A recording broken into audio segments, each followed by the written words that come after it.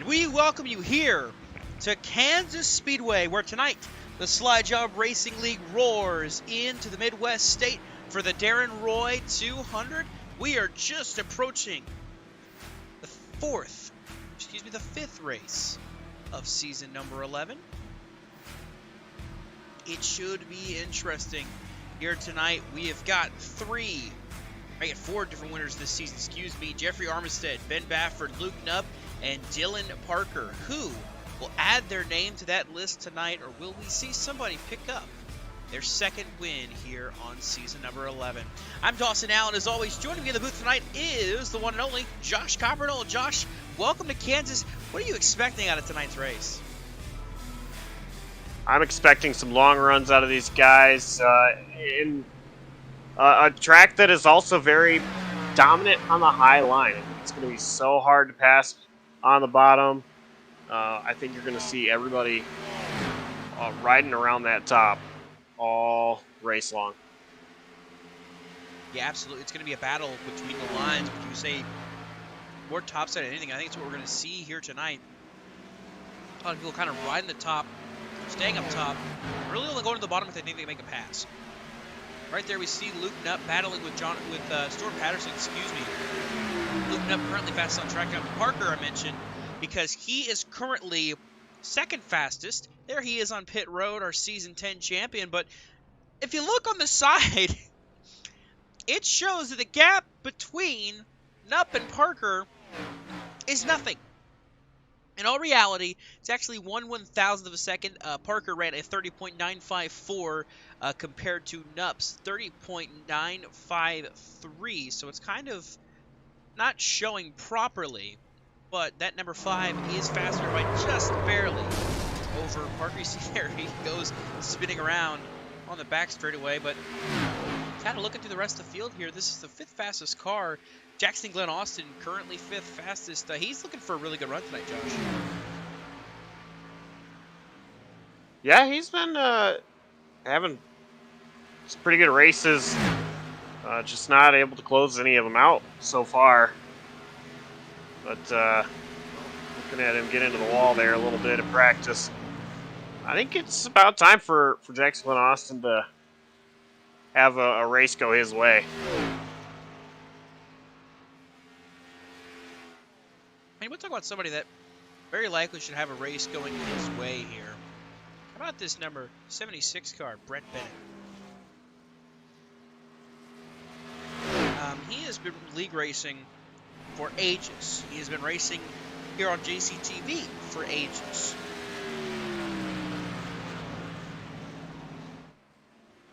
And tonight he makes history.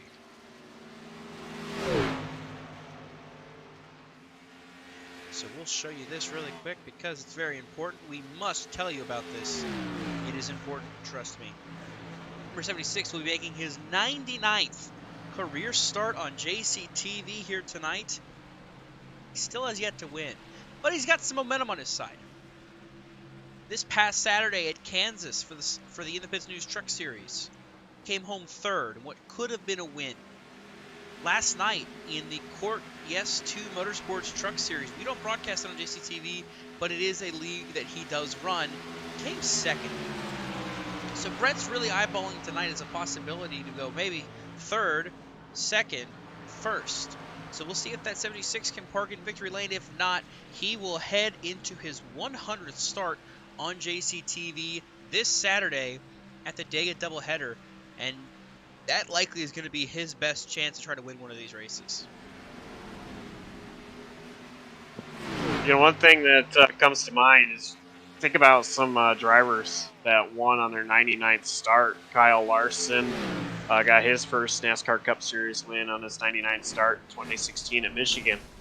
Chase Elliott won his very first NASCAR Cup Series race at Watkins Glen on his 99th start.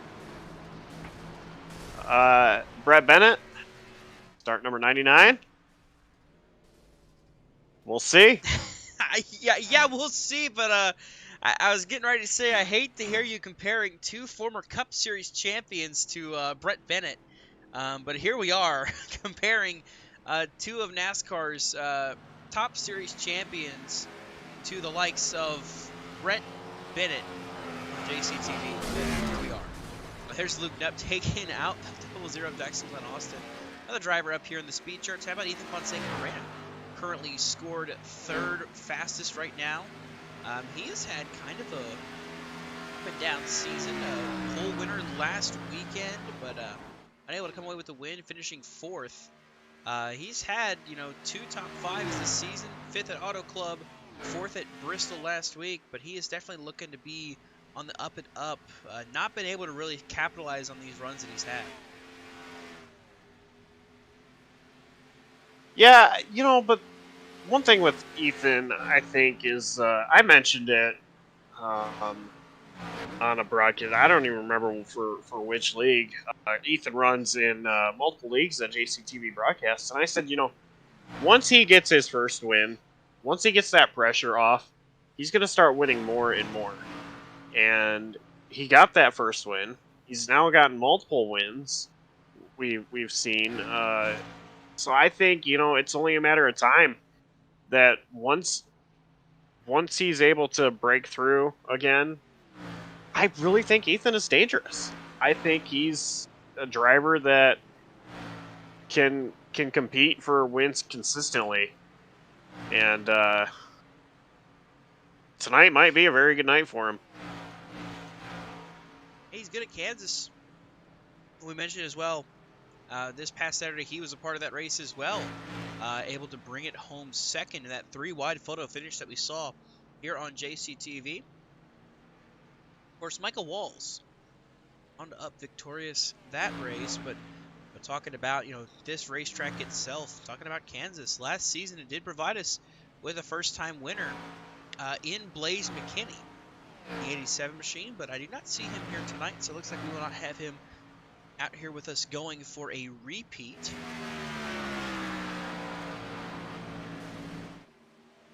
Go back out to see Luke Knupp on track. The driver that's got a good practice run, so far. Storm Patterson currently 7th fastest on the charts. A great run to a rookie season here by the driver of the 45. It's been really quietly consistent. 4 of the 5 races have been in the top 10, including last week's 6th place finish at Bristol. So Storm has had a very impressive rookie season to start.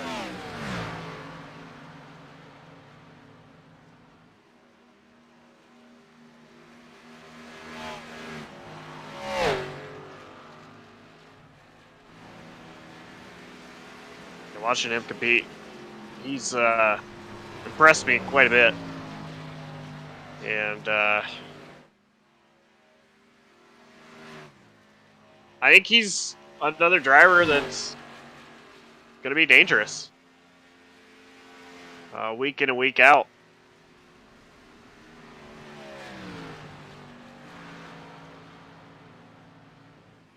Yeah, and he's, like I said, he's shown the speed in his first few starts, and shown the ability to run up here with these guys. So it's no shocker that these good finishes have come, these good practice runs continue to come for the 45. But 7th fastest as it stands. But how about the one ahead of him? Currently 6th fastest, Jared Wilson in the 83. Jared Wilson has had a lot of bad breaks, a lot of tough finishes as well. I know he's teammates with likes of John Parker and everybody over there. Not really sure. They kind of all run in different teams, but they're all good friends. And I think Jared Wilson, he's got a lot of people he can lean on, and pretty soon he might start to click off some finishes that's going to really help build momentum.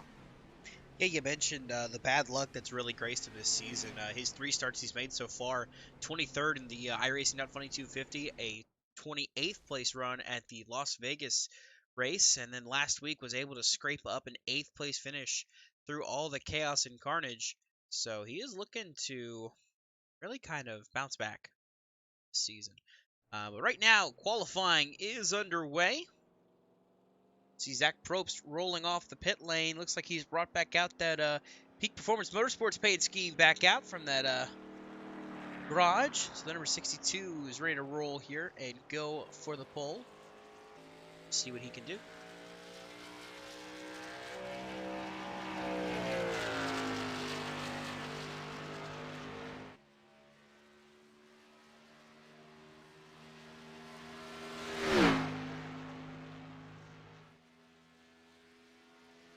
Just watch 62 hit the line for his first time lap. Josh, you want to explain how qualifying at Kansas kind of works? Well, I think, we've talked about this track being a highline dominant track. I don't really have much experience here in the Xfinity or B-Class car, but I think that, the key here is to be on the high line. If anybody watched the InThePitsNews Truck Series broadcast that we just did at the same track this past Saturday, I know I pointed out how Zach Probst was running the high line on his first lap, and the bottom line on his second lap. Right here, we're seeing him go around the high line in 1 and 2 on lap number 2. And that's kind of just what I think it's going to be for everybody. I think if you want to have the fast times, you're going to want to ride the high line all the way around this track. And Probst coming on to complete lap 2. We'll see how he does this time. It's 31.239. That is good right now for third as Dylan Parker takes the top spot. You see he'll hit the outside wall. There is someone right here. How about this return to the Slide Job Racing League for Oscar Enriquez? Been a while since we saw him last at, I believe, Season 10 Atlanta was the last time we saw the driver of the 56. Back out here qualifying so far. It looks like he's going to start, as for now, in the 9th position with that lap time there.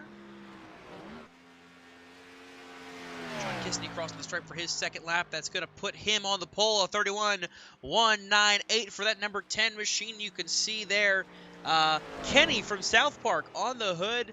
That team has put together about 6 cars that all adorn the characters from South Park on them. And one of the other ones, I want to go back and see if I can find it here. Should be this number 53 of Jamie Wright. No, actually, Wright's in the Voyager scheme. I lied to you. Very good at lying. Don't worry.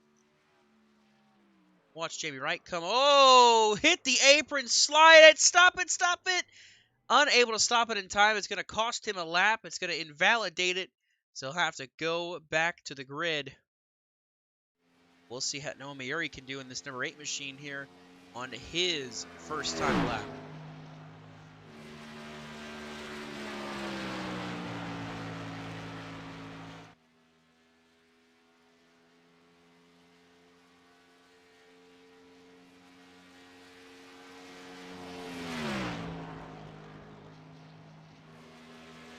.354 for Noah Mayuri on that first lap. See here, lap 2, a little bit lower in the corner. Still pretty close to being up high. And he's going to be much higher 3 and 4 than he was 1 and 2. Maybe cutting it down just a little bit, trying to get the diamond through the corner. Second lap, going to be slower. 31.393 for the 8 of Noah Mayuri. Currently 15th fastest.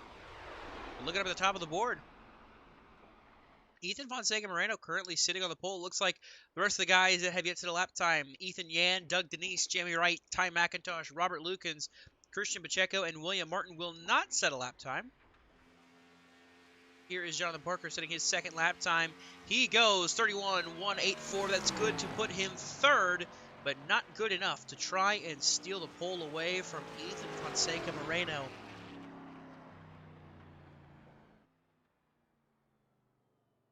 So with that, just 16 seconds left in qualifying. We'll look and see. There's Ethan sliding there on the exit of 3 and 4, it looks like. And there's Dylan Parker stopped on the back.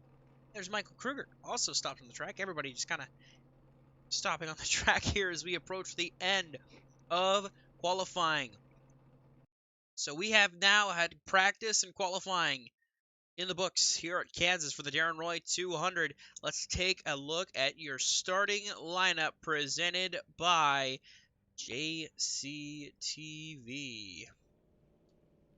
So starting on the pole for tonight's race, Ethan Fonseca Moreno in the number 43 machine. To his outside, it's going to be Jared Wilson in the 83. We mentioned a good qualifier, just not been able to get the luck together in those races. Your season 10 champion, Jonathan Parker, starts to the inside of row 2. To his outside is the 10 of Sean Kissedy. Last week's winner, Dylan Parker, starting in the 5th spot. Next to him is going to be his teammate, Storm Patterson, in the 45. In row number 4, it's going to be Jackson Glenn Austin and Zach Probst. And running at your top 10, JT Larsh and Michael Thorpe Jr. Starting in 11th, it's going to be Braden Sisko and Luke Knupp to his outside. In 12th, Jeffrey Armistead will start 13th. Gabe Gazzola in 14th. 15th is number 8 of Noah Mayuri. Next to him is Brett Bennett, 76th.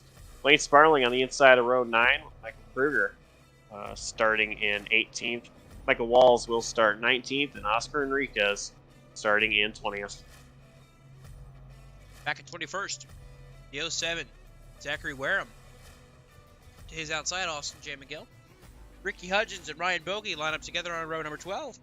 Row 13 sees JCTV's own Jonathan Canfield and Casey Hatch.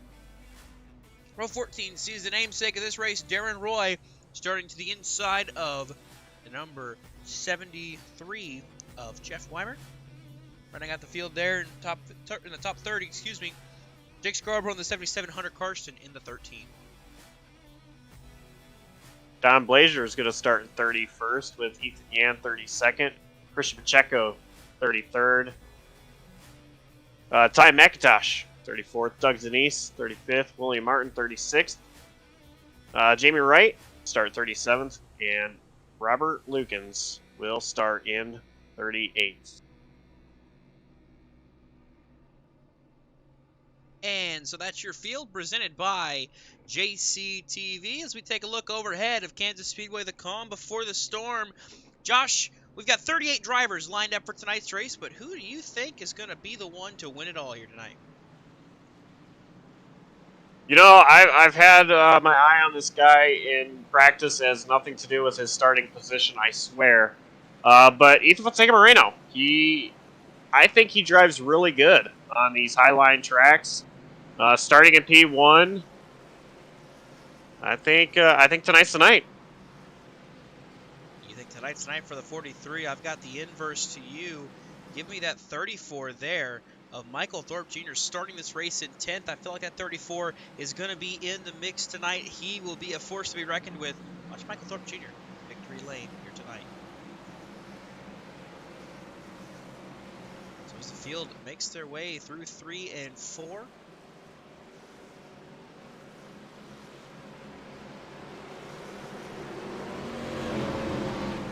Taking Moreno, Jared Wilson, the front row.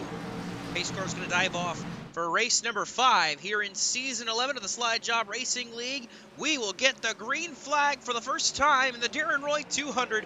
We are racing yet again here at Kansas.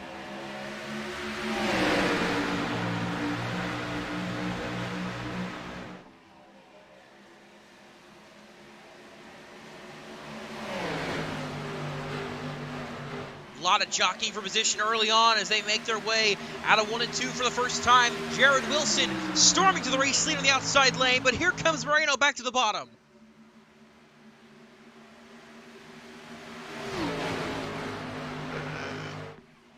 Does not have the momentum. He's going to have to slide, try to, and Jonathan Parker filled that hole quick. Battle is now for second. Parker trying to get by Ethan Fonseca Moreno to the outside. John Kissney just behind them. They are tight on each other down here in the back straightaway. I believe that's Patterson, Probst. There's JT Larsh. Michael Thorpe Jr., Luke Knupp trying to make some spots up early on in this race as they run 3 abreast through 3 and 4, almost 4 wide for a second there. They were thinking about it. I know Luke Knupp wants to get moving through this field quick. He is trying to climb up already at 2 spots since dropping the green flag, but looking for a lot more.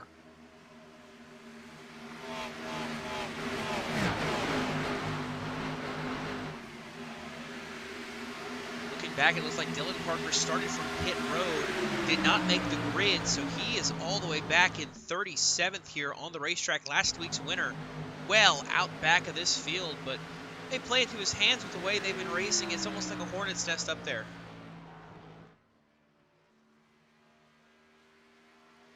Michael Thorpe Jr. trying to make a move to the inside of Luke and up. Luke went down to the bottom, and then Thorpe went even further down there.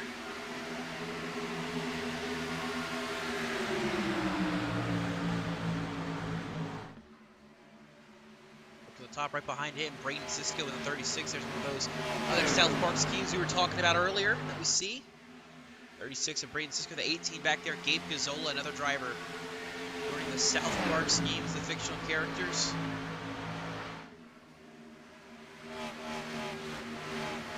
Your eyes on those South Park schemes and see what they're up to tonight as this race continues. But Gazzola right there, currently in 15th, battling to his inside is Michael Kruger in the 81. Trying to make something work. JT Larsh ahead, trying to work the inside of Noah Mayeri. That number 8 there on the top side, that is for 13th.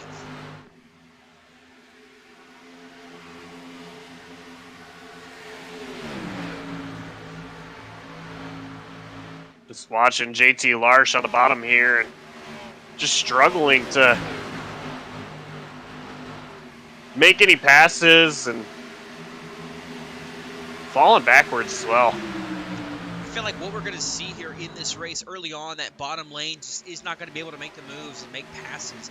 They're going to be able to ride down there and make laps, but they're not going to be able to make moves. I think once the rubber kind of builds up on the bottom and we get longer into these runs, we'll start to see that 29 machine and other cars that decide to take the bottom lane, and we'll start to really see them roll through the field. But you can see how it's kind of just up front. Everybody's just kind of staying single file in line on the top side. Nobody's really kind of sticking out. You know, everybody's really just kind of biding their time here early on, riding around that top side. First car on the inside lane is back in 15th now, that being JT Larsh.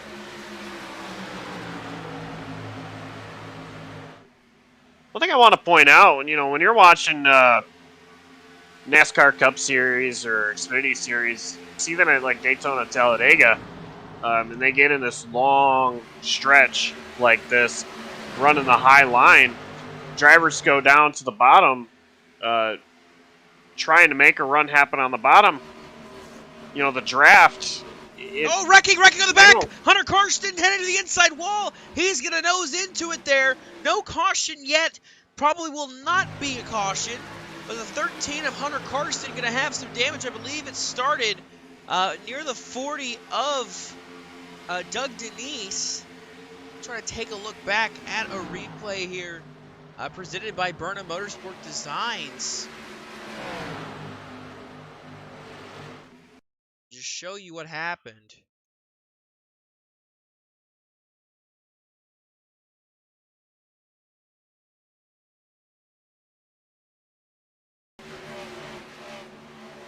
Here up top is Ethan Yan in the 72. Right there, hits the outside wall. And Carson, trying to miss, gets turned by Doug Denise.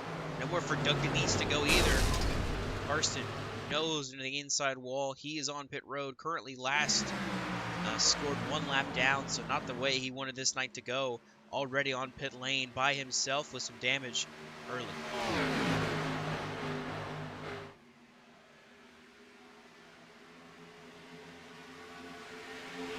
You can start to see them getting a little more scattered than they were earlier, not really running all top lane when they get to that front stretch. Everybody kind of diving around in their own lines, seeing what they can make work. Right now, though, it's still Jared Wilson leading. He's looking to rebound after last week, you know, an 8th place finish.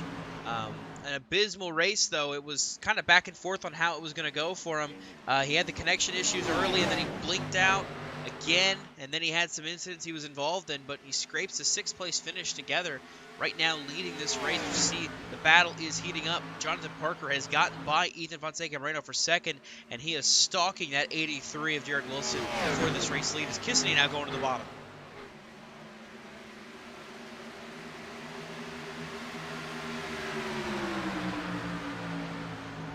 Jonathan Parker making a move now on Jared Wilson. It seemed like Wilson got a little tight off turn 2.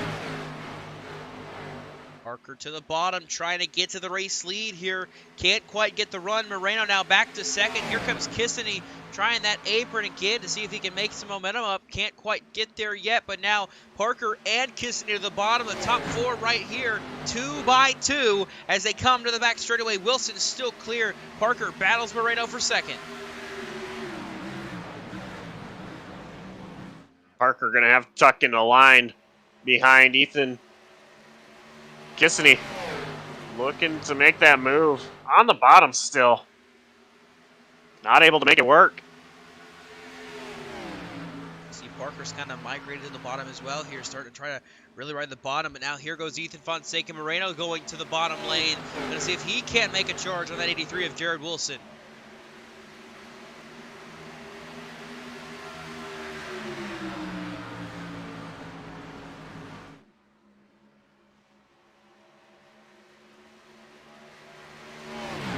There on the back for the 83. Go ahead, Josh.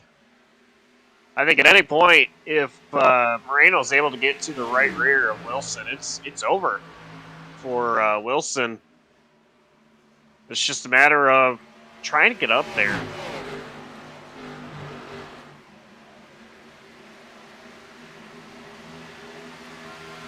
Yeah, he's just got to really get to that right spot and catch Jared Wilson and get to that right side and try to make a move. Meanwhile, back here, Zach Probst is sliding sideways. He's there he goes, into Jackson Glen Austin. Zach Probst around the middle of the pack. Caution flag is out. Oh, there's Casey Hatch going to slide as well. And somehow that's only a 2-car incident, I believe. It looked like some more carnage happening ahead with everybody slowing down. Looks like the 20 of... I believe the 20 of Robert Lukens has some front-end damage there. Indeed, he does. So the first caution here tonight. That all started with Zach Probst in turn 3 going sideways. We'll take a look back at your Burnham Motorsports Designs replay here. See just what happened to get that 62 sideways. See here battling with Michael Thorpe Jr. and Jackson Glen Austin for the 6th position. It looks like Jackson just got in the back of Zach. He slides, and then he gets spun back up the track hard into the outside wall. And somehow everybody missed him. You see Casey Hatch looks like he was already kind of sideways approaching that accident. Take a look back at this 42 and see. So right here, maybe just seeing the accident happening on the brakes, hits the apron, just slides it. Spins it around. You see Canfield missing. See everybody just kind of scattering ahead just to make sure they don't have any involvement in that accident. Looking at Don Blazier in the 23. See how he makes it through here. Everybody just kind of stacking up ahead, it looks like.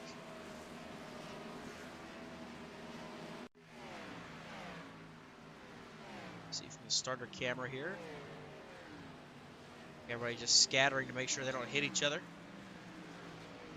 Lucas just went for a ride through the grass.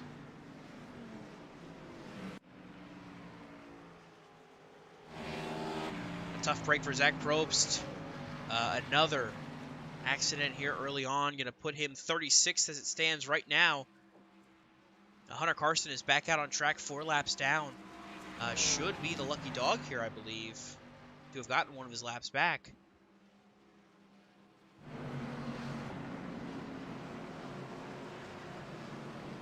2 laps separate the last 2 cars on track, but Jared Wilson, your race leader, gonna have to restart here and see if he can't stay ahead of this pack.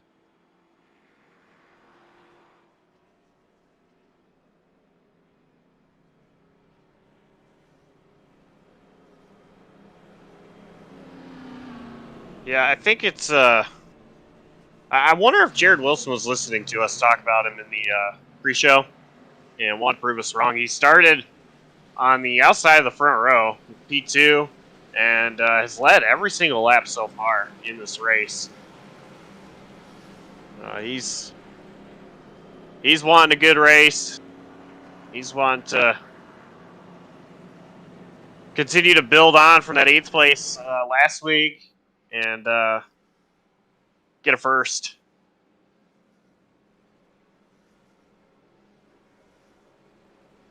But you say he wanted to prove us wrong, and I just want to point out, we were talking about just his misfortunes he's had. He's had good pace. He's had the ability to run up front. But more often than not, he's just had something happen to keep him out back. Whether it be getting stuck in an accident, having to start out in the back, or it be, just internet issues. We've had multiple things that have taken him out of it. And so that's what we kind of saw last week. The big thing that put him back in harm's way in the first place was the connection issues. Because last week at Bristol, this number 83 started 17th. Then he had the blinking issues, had the connection issues, and then got swept up in a couple accidents that put him back there, and he had to keep cycling back around to get to 8th at the end of the day.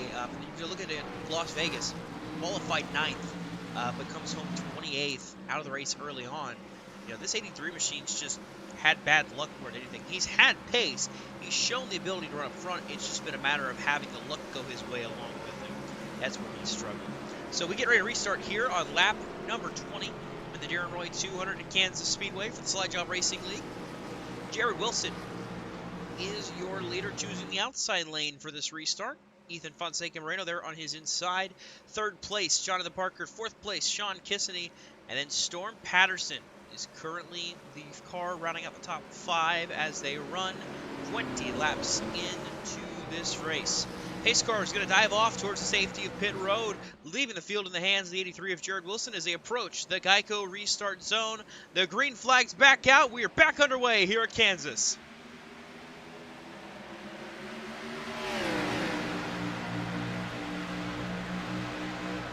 Great launch by Jared Wilson. Here goes Jonathan Parker now to the outside of Ethan Fonseca. Moreno battling for second. Can't quite get there. Moreno closing the door on him, not allowing the 48 by. Now Moreno's going to try to take a look. Not quite able to get there. He's got the nose out in front for now, but Jared Wilson going to have the run on the front straightaway, but Ethan is there. Wilson leads that lap. Here comes Moreno, the pole sitter, trying to go back to the front.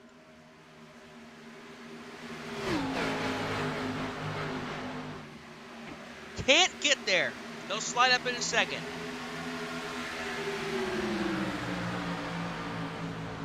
Now Parker to the bottom.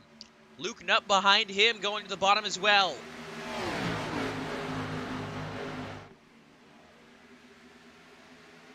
JP going to see if he can make it work so far. Still side by side with Moreno for second, who's going to now cut in front of him and go to the inside of Jared Wilson for the lead yet again.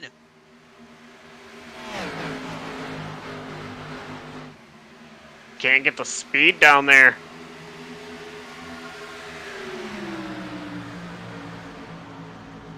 Fall back in line. Just behind Jared Wilson. Parker still right there with them. You see a lot more cars trying to get to the inside. Look like there might have been an issue, a little bobble there for Moreno. Parker now jumps to the outside of the 43. Still side by side for second. But Moreno going to try to drive it in on the inside for the race lead.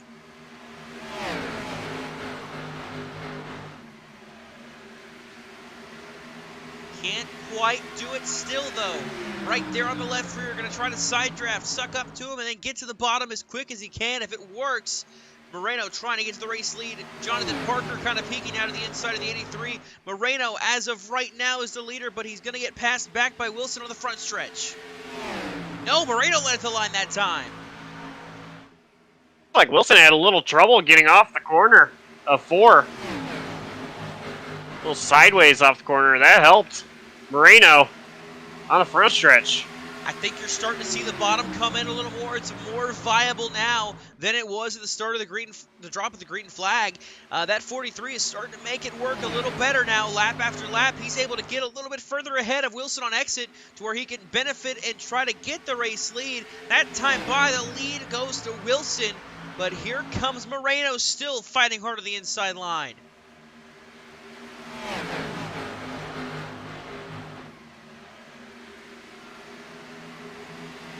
So yeah, I'm impressed with Ethan right now to be able to hold it on the bottom like that. I thought for sure he would have lost the position to Jonathan Parker by now, but InThePitsNews Moreno doing a great job holding it down there. Oh, he's going to pull up and keep Parker, trying to keep Parker from getting to his outside, but Jonathan Parker's still there, side by side for second again. Go Moreno and Parker.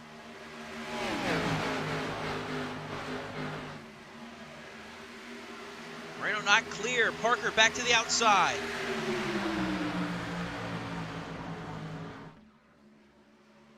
There's Luke Knupp. How about him getting up to fourth after starting this race in 12th? And the number 5 machine is up here in the top 5. Impressive run so far by Luke Knupp.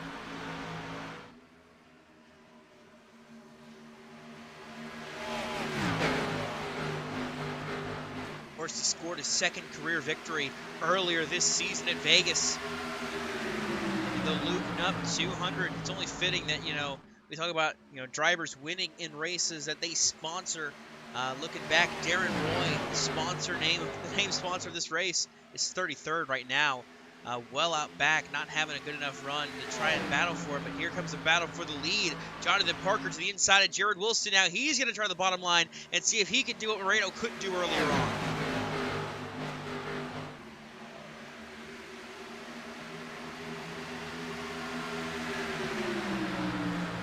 And now it is InThePitsNews Moreno trying to go down there, challenging for the race lead.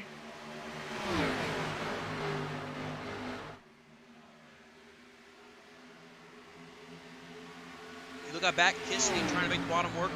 He has bled 2 more spots gone now. Passed by Storm Patterson and Jackson Glenn Austin, who are running the top side. Oh, sideways! Michael Thorpe Jr. got a little squirrely, looked like maybe off the front bumper of Michael Walls. He keeps it straight going here.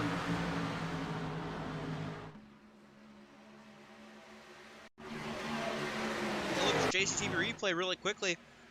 As they enter the corner, you'll see Michael Walls get into the back of the 34 of Michael Thorpe Jr. here.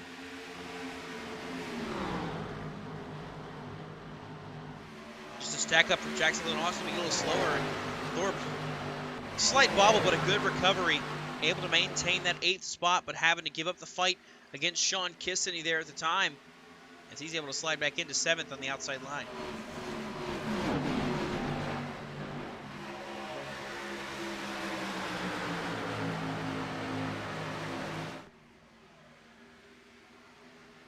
Now Thorpe to the inside of Kissany for 7th.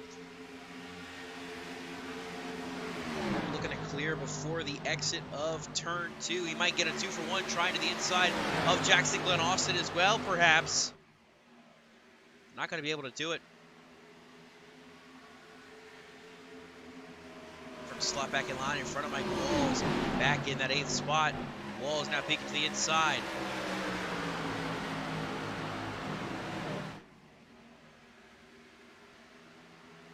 Up front, here comes Moreno fighting back to the inside of race leader Jared Wilson, trying to get to the point.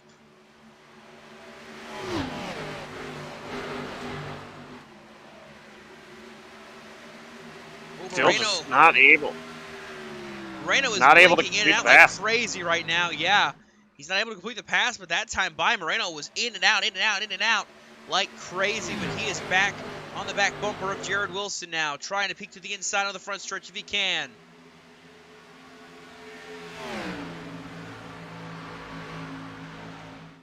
Back to the inside, Moreno trying to set it in and go for the race lead again here on Jared Wilson.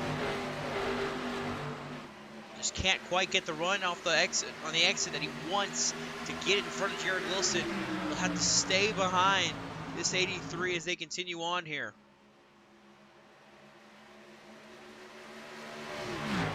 I thought he set up that very nicely down the front straightaway and into 1, but could try to do the same thing here. Just looks like Wilson is getting a better entry into 1 than Moreno is.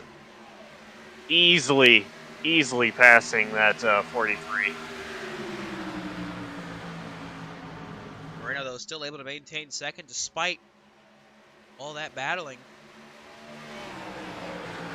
Battle for for 6th underway. It looks like possibly a battle for 8th. Michael Walls tried to the inside of Michael Dorp Jr. Couldn't quite get by him. Of course, we talk about a race at Kansas on Saturday night for the InThePitsNews Truck Series. For 9th right now, Michael Walls, he was your race winner on Saturday. He took home the checkered flag, so he's looking to see if he can go back-to-back in Kansas league races on JCTV. What a phenomenal race that was, too. Great battle from Micah, Ethan, and Brett Bennett in the end. Those three put on a great show. Yeah, watching that after the conclusion of the Pennzoil 150 in Indianapolis. I was up in Indianapolis Motor Speedway this past weekend, celebrating my birthday, watching some racing, and got out of that race, went to the car, immediately fired up JCTV to see what was going on in the InThePitsNews Truck Series, because that battle we've got now for the cut line, oh so important heading into this weekend. You see Storm Patterson went way high, got to try to get the run on Parker, couldn't quite get there, but Patterson is in 5th right now, a great run tonight. But talking about that battle for points, Josh Arnold, Cole Snyder, Brett Bennett, all right there within striking distance to point their way into the playoffs for the InThePitsNews Truck Series, with just those 2 races remaining this Saturday at 8 p.m. Eastern for the Dega doubleheader.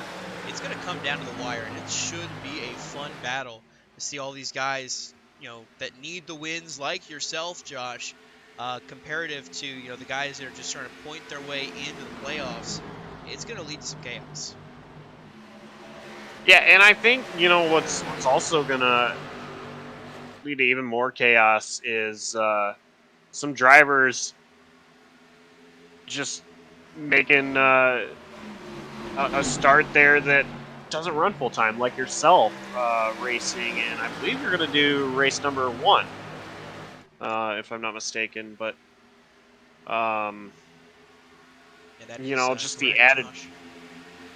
just the added pressure of another driver trying to go for a race win.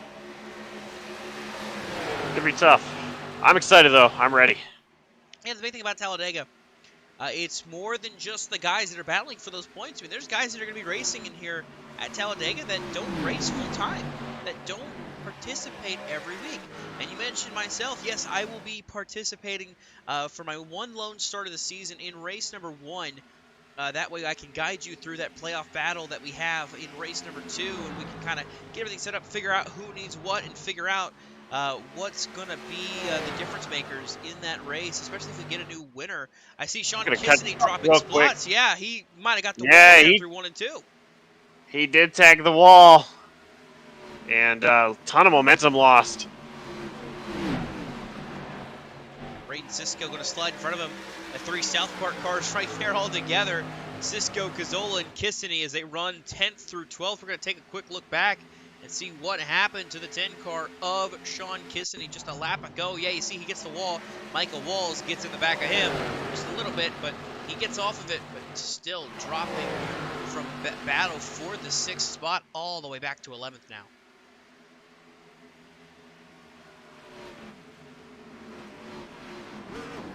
Looking up front, Jared Wilson, Ethan Fonseca-Moreno still right there within 0.2 of a second, but they have put a second gap over now 3rd place Luke Nupp, who has gotten by Jonathan Parker for the 3rd spot.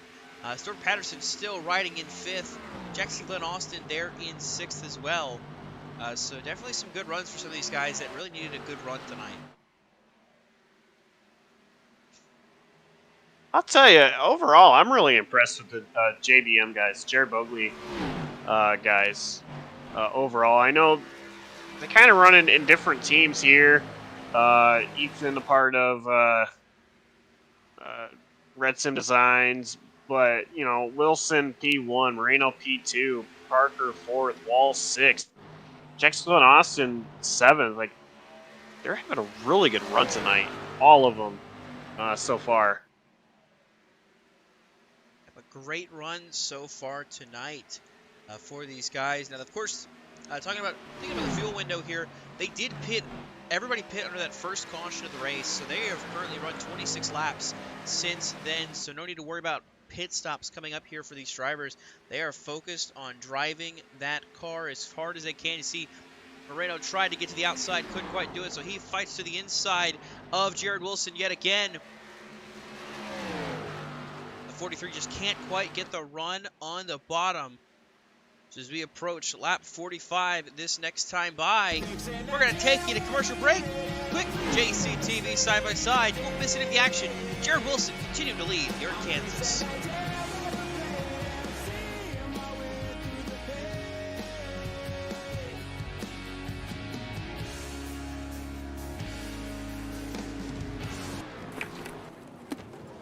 Hey man, you cut me off back there. What you gonna do about it?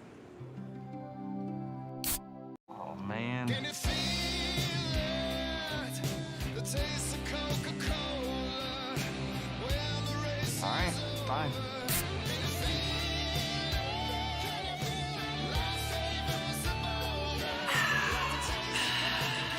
Are we good? We're good.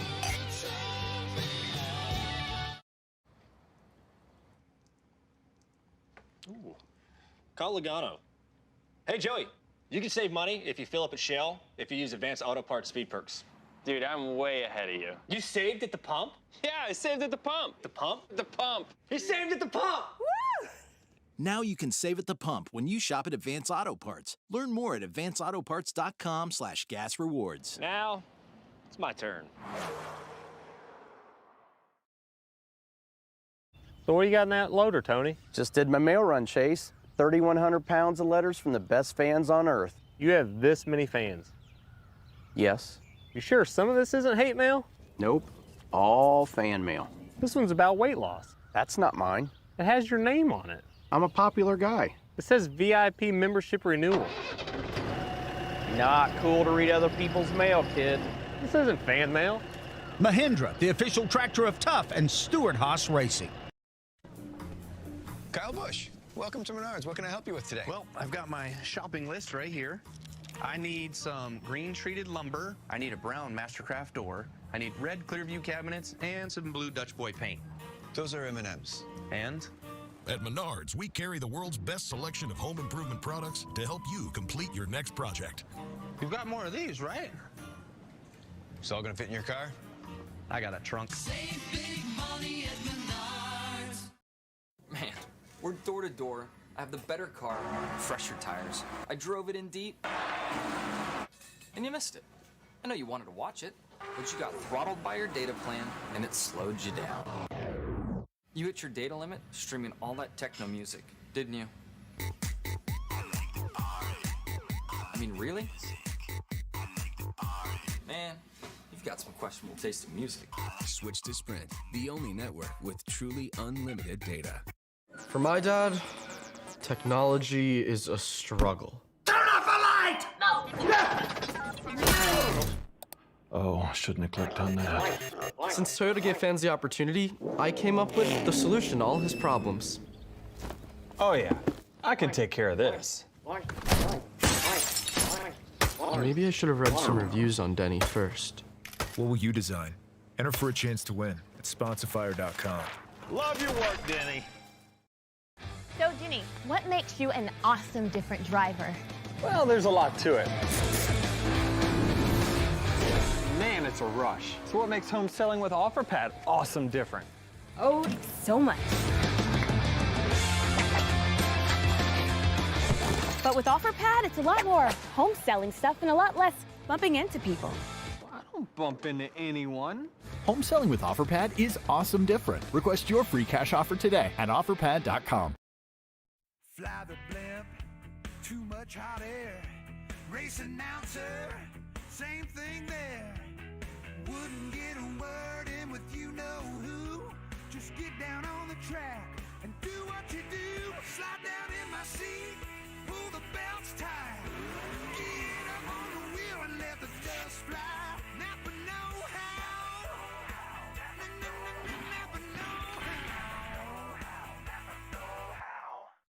As a Grand Prix world champion in triathletes, I know how important it is to stretch before any competition. I also know it's important to stretch. Mobil 1's advanced technology lubricates our engines. Yes, that is true. And my joints. Oh my word. Soda cookies. Want one, Jensen?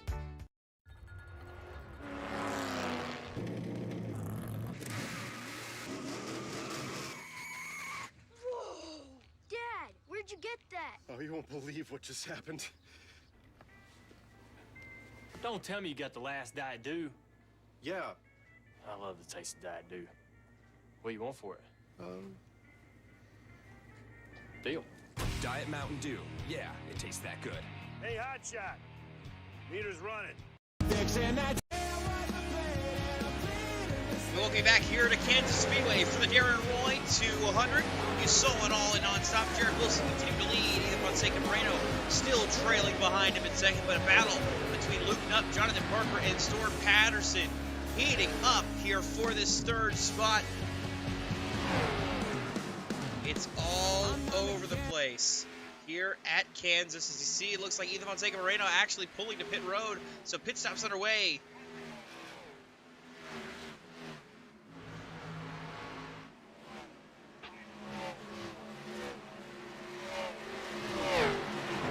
Take a quick look back at that, see how that happened on the front stretch. They've been side by side this entire time pretty much, and yeah, right here just, trying to give Kruger room, and Thorpe sideways somehow gathers it up and keeps it straight, but probably not very happy with the driver, the number 9, Michael Walls. There's more drivers coming to pit road. Looks like Jeffrey Armistead, Brett Bennett, Jackson Glenn Austin, among others coming to pit road here. Pit stops underway here at Kansas for the first time. Green flag stops.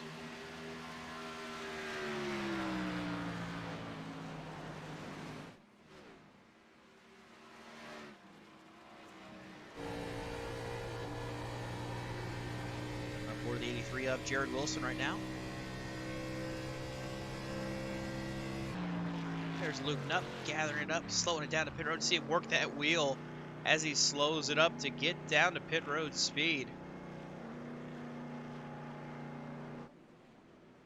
Luke Nutt on pit road among others, but Jared Wilson, Jonathan Parker, Michael Kruger currently stretching it right now, 40 laps since they came down pit road and got service.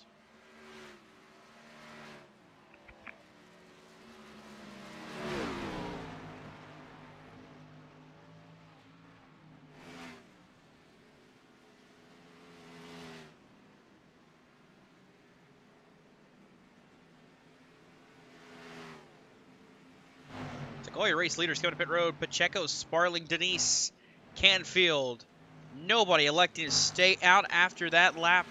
Everybody coming in as Jared Wilson filed in those last top 10 that had yet to pit. They are all on pit road. So right now, Ethan Fonseca Morenos will be watching. He's the first car off of pit road as it stands in 11th. Second to him, behind him, Oscar Enriquez, pitting a little bit earlier than the rest of the field. So he's going to have slightly older tires once these guys start to cycle out and get back by him. But watching this 43 of Moreno as he rounds his way down the front straightaway, he will assume the race lead that time by. Jared Wilson just now pulling onto the apron, so we'll see where he cycles out.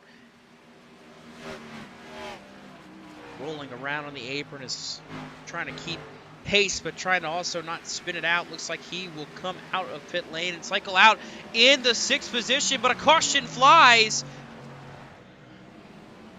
Looking to see somebody way back there in the grass. Can't tell who it was. Jake Scarborough, yeah.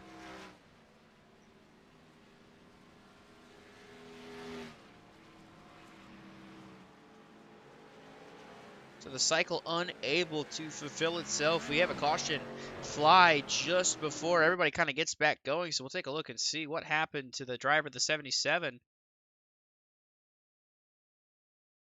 like he was trying to get by the 13 to Hunter Karsten here. 12, you see just maybe a little contact of 12 into the 13. There's actually no netco between the 13 and 77. And he slides, spins it right there on the apron, and that right there is probably what triggered the caution.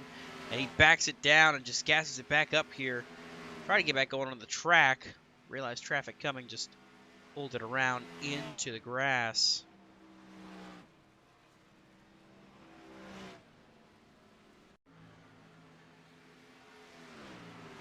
just kind of see it as they exit turn 4 right here. Around goes the 77.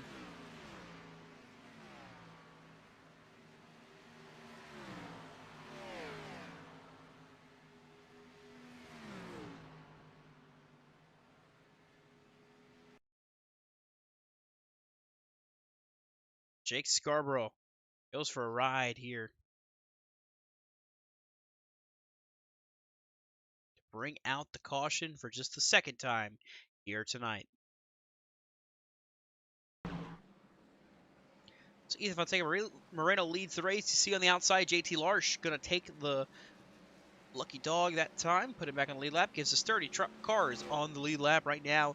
Jake Scarborough, Ricky Hudgens, Sean Kissany trapped a lap down. Zachary Wareham is 2 laps down, and Hunter Karsten 4 laps down. We've got 2 cars out of the race. Ryan Bogey, 36th. Zach Probst, of course, in 37th. Those drivers that are out of the race as it stands right now, just the 2 in the back. But how they cycle out because of this caution coming out as the cycle had just kind of concluded. Ethan Fonseca Moreno is your race leader. Oscar Enriquez. Strategy works out to get him to 2nd. Jeffrey Armistead is in 3rd. And then it's Luke Knupp, Storm Patterson. Those 2 able to beat Jared Wilson off of pit lane. Jared Wilson actually had slower time on pit lane. Comparing the 3 drivers, total time in the lane. Luke Knupp, 41.5. Storm Patterson, a 41.1. Jared Wilson had a 46.3 second time for being on pit lane. That includes when you pull onto pit road, drive to your pit stall, pit, and then pull off of pit road. So 46.3, very slow. Another driver who had a slow stop in terms of the lane time, Jonathan Parker, 48.8 for his time on pit lane. Drops him back to 13th after they cycled around there. So slower stops for some of those guys up front cost them some valuable track position, but right now Ethan Fonseca Moreno was able to get ahead of it, pitting just a lap before everybody else, really, to kind of start this cycle, but also puts him as the race leader. Before the caution came out, that Jonathan Parker actually slid through his box. Had to back it up and reposition himself to complete his pit stop. So that hurt him a little bit here. As you mentioned, he's back in 13th position. So that is the reason for the slow stop of the number 48. Yeah, but if there's anybody that can kind of rebound from something like that, it is definitely this 48 machine. Oh, most definitely. A small mistake like that is nothing for JP. He's been able to overcome far worse to happen to him. So we got double foul. We approach lap number 63 when we get the green flag. Moreno, Enriquez, Armistead, Knupp, Patterson, your top 5.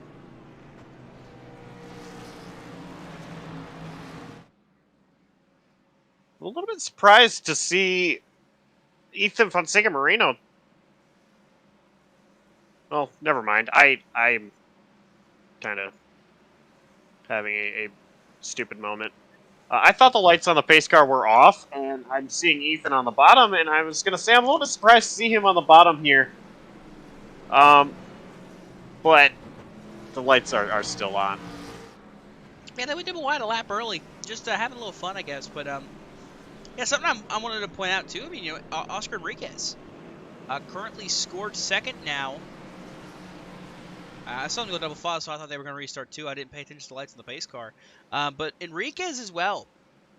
He pit earlier than everybody else on that green flag stop. So he's able to come out the biggest winner of that cycle. I mean, he pit 15 laps ago compared to the 8 laps since Ethan Moreno, Moreno came out pit road. So Enriquez puts that number 56 car 2nd right now as they run forward with Enriquez. So he gets ready to go back green. There's Ethan Fonseca Moreno, his onboard camera. So now I'll say it. I'm surprised to see Ethan on the bottom here. He was the pole sitter, of course, and lost the lead immediately. Didn't even lead the first lap. So far, he's only led one lap under green, and it was just very close to trying to get past Jared Wilson, who started P2. But being on that high line, Wilson got a really good jump. So I'm surprised to see Moreno on the bottom here, not taking the top. Of course, no choose cone in this league, just a leader with lane choice. But pace car's in, Dawson. Yep, getting ready to go back green on lap number 64. Moreno, Enriquez, Armistead, Nupp, and Patterson in the top 5. Green flag is out, back racing at Kansas.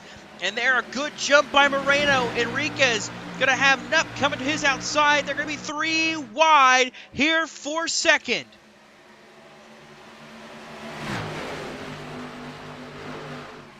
I think Nupp is going to be the biggest winner here. And up to the outside of Armistead now for second. How about Jeffrey Armistead now in this mix in the top 5 as well? That number 02 machine, of course, coming into this race. I believe he was your points leader. Looking to see if he can continue to build upon that as this race goes on.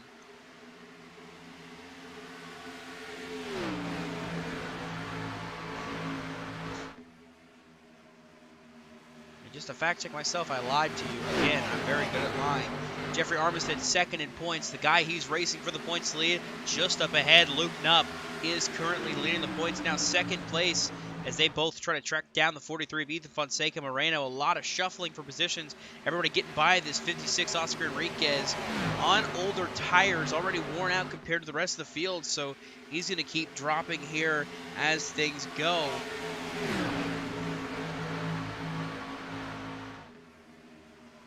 Yeah, Oscar's strategy, I mean, I liked his strategy.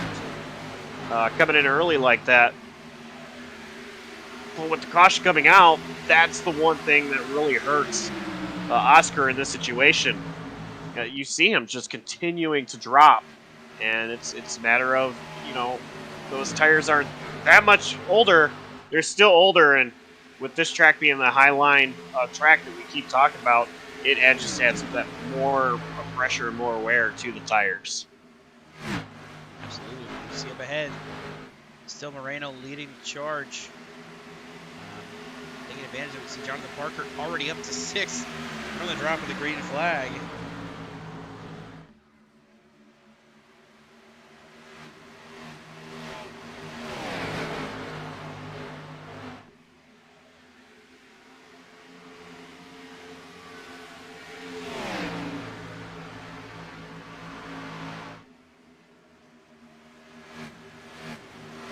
Battling here, Parker up to 5th as he passes Brett Bennett. Look at Jared Wilson working now, trying to get to the inside of Jeffrey Armistead in the battle for 3rd.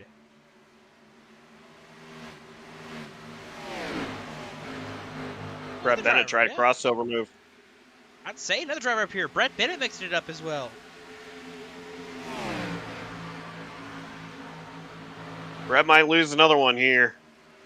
Storm Patterson is there.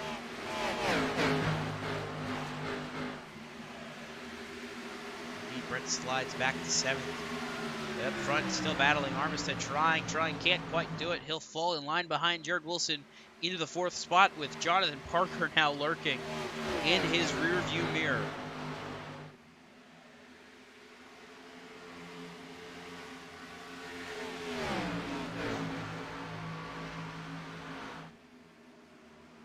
So as they see that 48 to the bottom, he'll try to get by. Armistead will clear him for sure.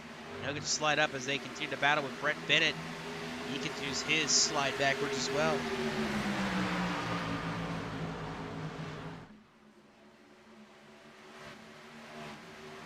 Right now having Michael Thorpe Jr.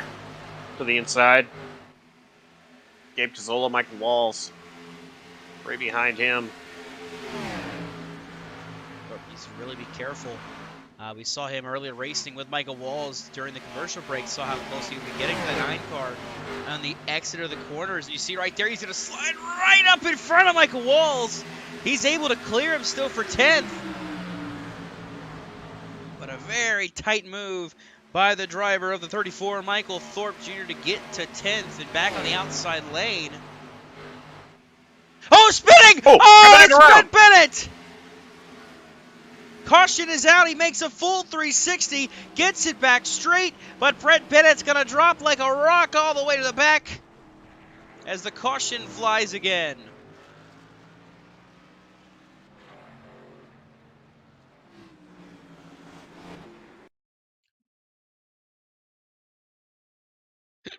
Brett Bennett's going to feel really dizzy after that one, and it looks like he got some help getting turned around by Gabe Cazzola in the 18 machine.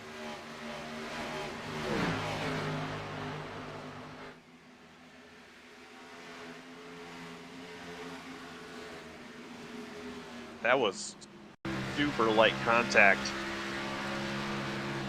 but it was enough. It just takes a little bit of contact in the left rear and sit around, and that's exactly what happened right here. Just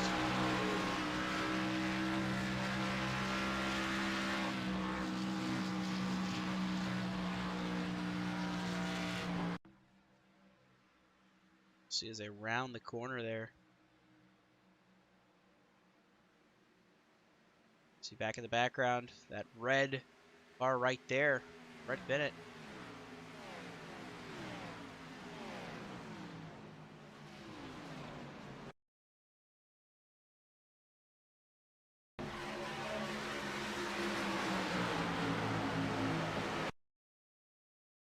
Just off the front bumper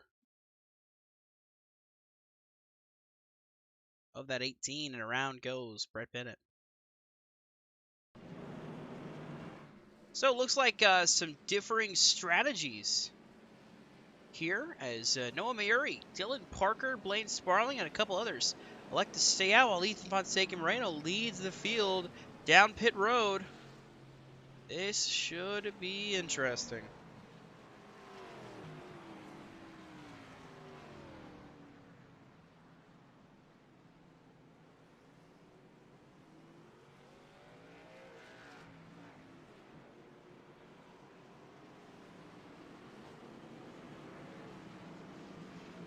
Race off pit road. Gabe Cazzola, gas only, beats Moreno and Nupp off of pit road. Jamie Wright taking gas only as well. See the rest of the field continue to filter off.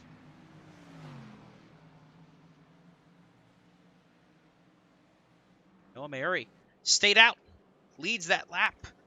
Current race leader now on lap number 74.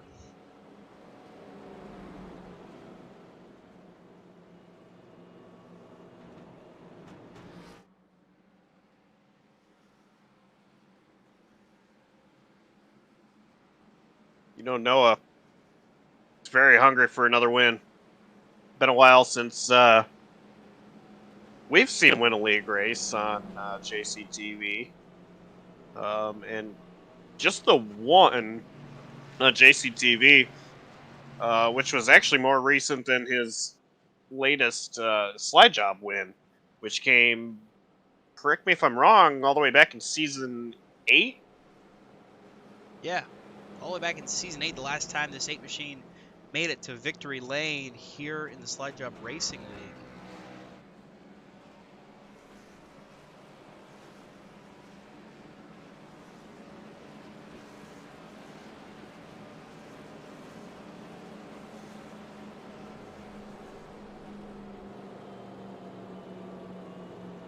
Well, we got a break from the action really quick.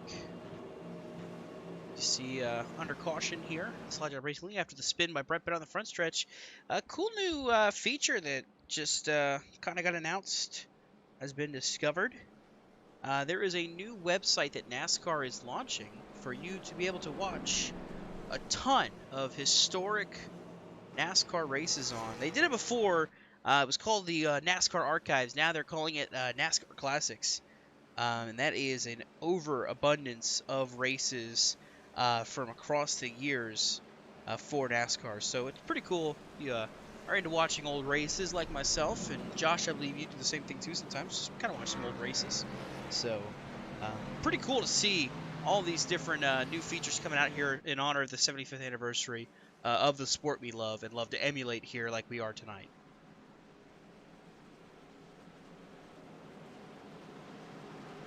Yeah, it's pretty cool. You know, the history of NASCAR There's a lot of former drivers that I would have loved to have watched live. And unfortunately, I can't, but being able to watch old races and relive those events is pretty cool. Yeah, absolutely. So just a neat fact, if you're a Wall Jump Racing League, not NASCAR, Noah Mary, Dylan Parker, William Martin, Blaine Sperling, and Doug Denise all staying out there. Ethan Fonseca Moreno 7th on this restart. The green flag is out. Back racing in the Darren Roy 200.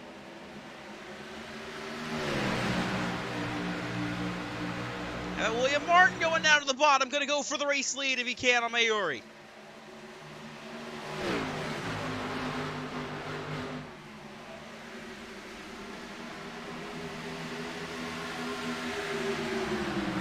Caution is out. See Christian Pacheco down here slow. Jared Wilson. Oh, Jared Wilson might have been a part of it as well. Way back here on the back as the caution flies yet again here. Take a look at your Burnham Motorsports Designs replay. Looks like Zachary Wareham in the 27 was part of it. It looks like it all starts with a 23 of Don Blazier. So we'll get you this look here to Jason's replay. Oh, actually, no, I lied. No, JT Large, or no, Darren Roy, maybe. Actually, that was JT Large up ahead. I just saw that last second right here. Him and Jackson Glenn Austin make contact after Glenn Austin got turned by, I believe, Jeff Wimmer. They slide and hit the wall. A separate incident happens behind with Don Blazier, Zachary Wareham. So multiple accidents are what put us under caution that time.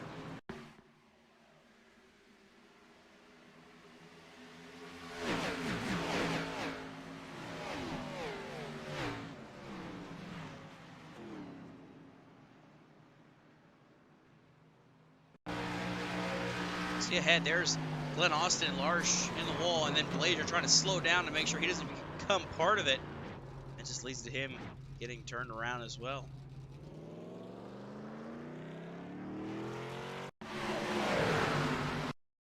See there, hard hit for Larsh and Glenn Austin, and there Wareham, Roy, and Blazier involved. I think Wilson got a piece of it. Indeed, he did.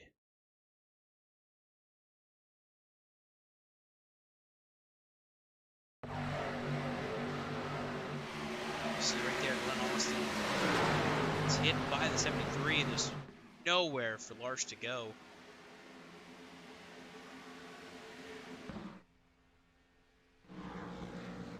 So with that, Mary maintains the race lead. How about William Martin getting up into the second spot there after that restart?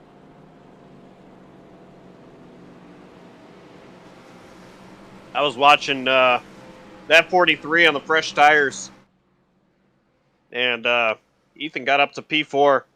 He was flying too. It was not going to be long before he was going to get up to the Parker, Martin, and Mayuri trio. But that caution came out.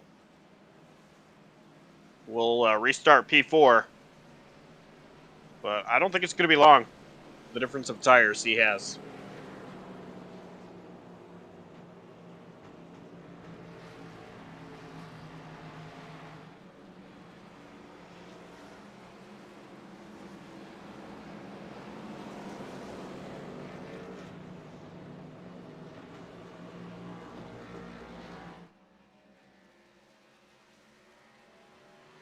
So as we continue to pace here, Barry continuing to lead these laps here at Kansas.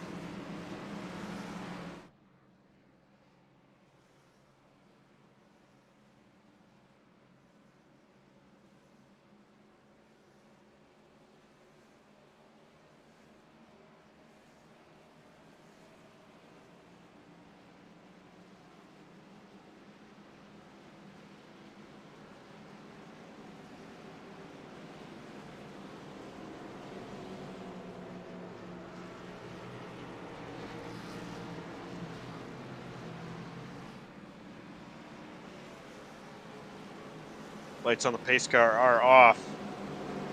Yeah, the field is double file.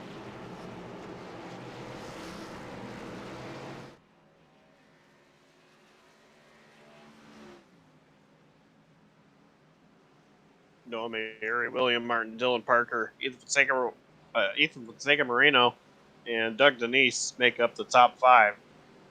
They're going to restart. 52 laps to go. The Darren Roy 200.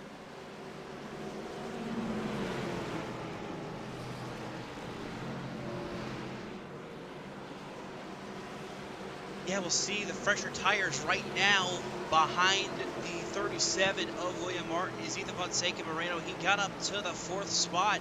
We'll see if he can make some quick work again. The pace car dives to the safety of pit road. Noah Mary will lead us back to the green flag, to the Geico restart zone. We're back racing in Kansas. Martin did not get a good restart. You see there Moreno getting slowed up big time by that 37.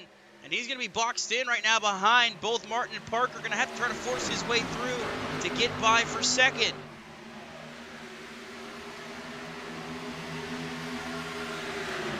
So with his fresh tires, he makes his way down the back straightaway into turn 3 to the inside of Dylan Parker for second.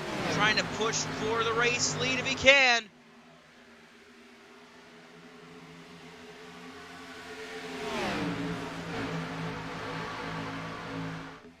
The drivers see making moves in the background. Michael Kruger is on the move forward as well. You see they're side by side. They're going to be 3 wide for a second for the race lead.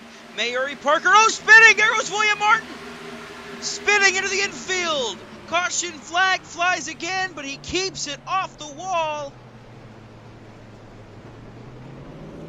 Keeping it off the wall ain't going to matter with all the track position he's going to lose because of it, as we'll take you back on your Burnham Motorsport Designs replay to show you how this happened. Chaos, everybody fighting for positions right here. A little contact with Luke Knupp. Around goes William Martin.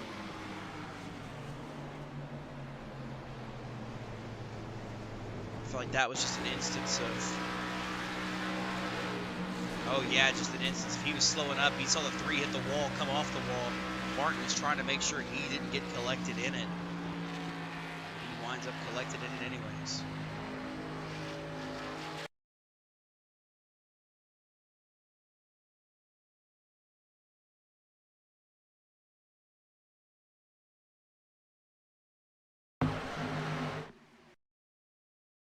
It's right there, Martin. Just no chance. You know, Luke Knupp had nowhere to go. Martin goes around.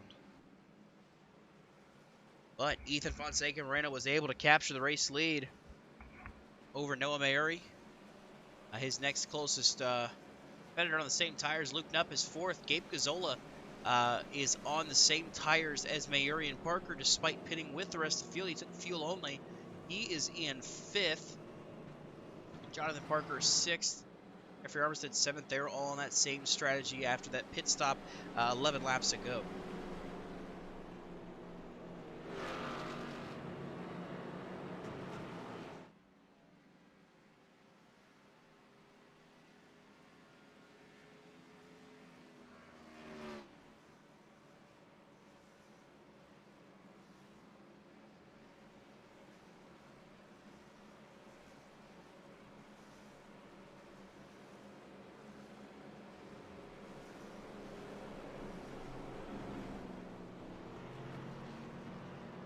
I think this is a interesting strategy we got going on right now for some of these drivers. Guys like Noah Mayuri, Dylan Parker.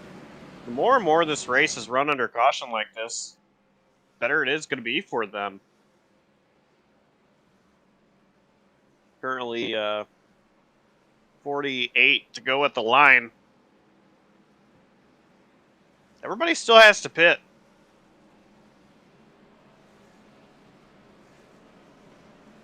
But the track position that these guys have gained so far as a result of this, they're able to hold on to it.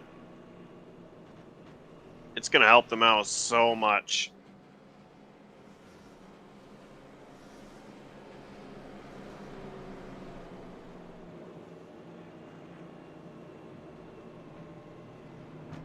See Dylan Parker on the bottom. Looks like he's trying to save some fuel. So based on what we saw that last caution, the last green flag period when we got to get green flag stops, without cautions you can make it about 38 to 40 laps. With about 3 cautions coming out since then, really it seems like, you know, some of these guys are going to stretch a little longer. They might get about 50 or so laps, maybe, out of their fuel window, but the tires, of course, also going to be a big factor in their decision to pit. But obviously, someone like Dylan Parker, Noah Mary, they're just going to stretch as long as they can until they have to pit. But also what this could help with is when it comes time for that final stop, they'll have to pit before the rest of the field. So they have a chance to cycle out ahead and maybe have just enough time to really stretch their legs and stay ahead. So that's what we might see out of the 8 and the 3. If we're able to get a green flag run to the finish of this race, it'll be a matter of when they make their final stop, if they can stretch to the end, and if they can they have enough of a gap at the end of this race to make it worth it?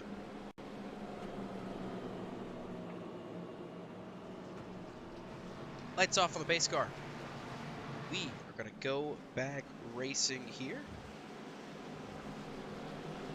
Hit the green flag, it'll be 46 laps to go, so they'll be right there to have one last pit stop in this run if we get green all the way. If not, we might have to just rely on some pit stops and just who comes out first and who's able to get out in front and maintain. So we'll see how things all shake up. We get back going. Ethan Fonseca Moreno is your race leader. Noah Mary is second. Dylan Parker third. Luke Knupp fourth. Gabe Cazzola rounding out the top 5 as they make their way through 3 and 4 at pace car speed.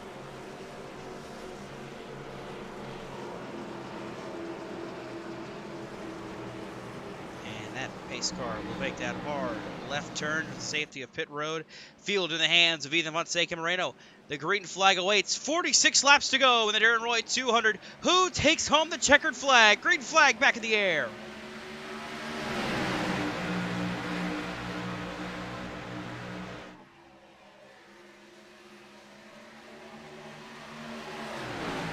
Great restart by Ethan Fonseca Moreno to get clear in the race lead as they make their way down the back straightaway, still side by side behind him. And a caution is out again. Oh, and it's Michael Walls at 9 machine around. We're under caution yet again here at Kansas. Let's take a look at your Burnham Motorsports Designs replay. Burnham Motorsports Designs very smart to sponsor a race replay graphic because we've got to use this a lot in some of these races with all these cautions coming out. We'll take a look at what happened to the 9 of Michael Walls here in the middle of 3 wide with Robert Lucas and Jeff Wimmer. Looks like just a squeeze there, just nowhere to go. Into the wall goes the 9, and the scatter to miss him.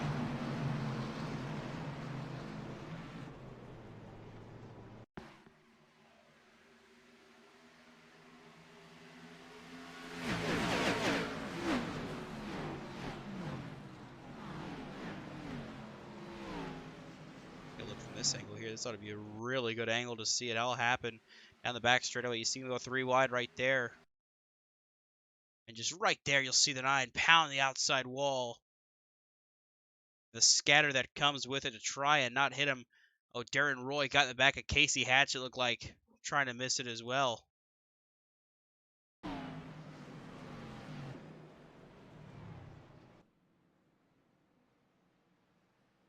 This is going to lead to some split decisions by these drivers.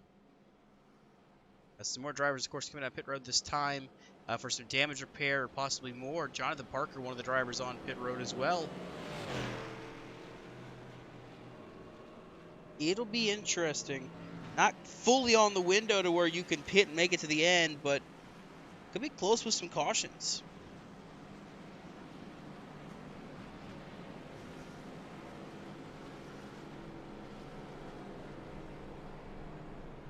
Josh, how do you feel about the strategy by guys like Jonathan Parker, Michael Kruger, Jeffrey Armistead to pull down pit road that time and get service done? I'm not really sure. You know, I think obviously they're going to be faster. They're going to have fresh tires. Oh, actually, I got to stop you there. Not fresh tires. It looks like they just came down. Most of them took fuel only. Armistead with a 10-second stop, likely just topping off on fuel. But yeah, a lot of these guys took fuel only and are just going to keep topping off on fuel. See, like Michael Kruger, Brett Bennett coming down pit road, likely just going to keep topping off on fuel till the end of this caution. Because when we go back green, it'll be around 40 laps to go. That's about the fuel window that we saw earlier on, as long as they could stretch it. So this very likely could be some of those drivers making their last stops of the night here before we go back green.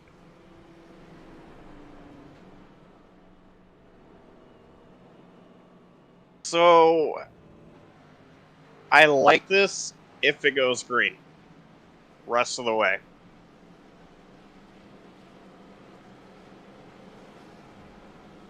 The issue with that is that means it has to go green the rest of the way. Yeah. Which, I mean, I feel like these guys are very capable of doing that. But here lately we've had caution breeding caution. Cautions breeding cautions, to make that make English sense. I don't know. It's going to be interesting.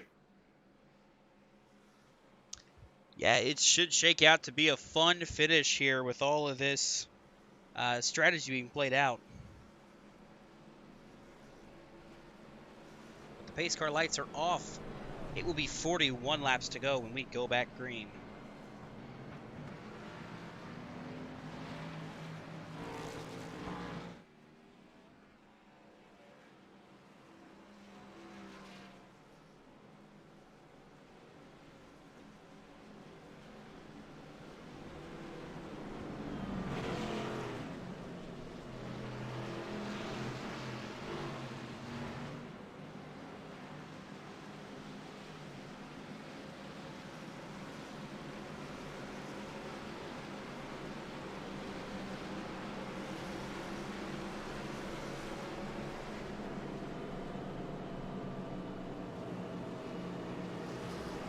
So here's how we line up.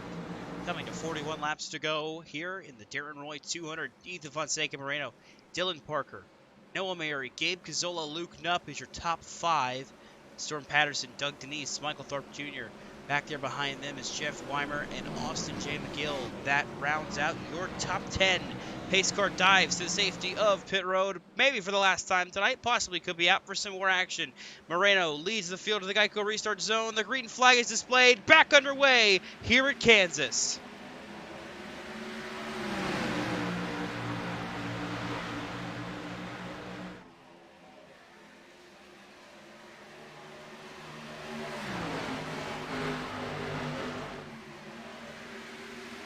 Still battling here. Background 4-9th, also Jim Gill, Jeff Wimmer in 73. Up front, Ethan Fonseca Moreno maintains race lead. Luke Knupp next to him, on the same strategy as him, trying to fight through some of these other cars that are on that alternate strategy of staying out a little longer.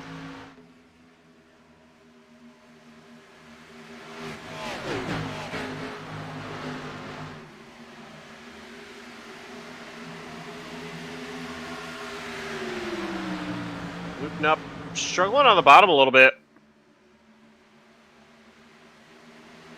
With him having fresher tires, it is going to be a lot easier for him to pass down there than what we have seen from other drivers trying to make passes on the bottom. But he is struggling to get it going.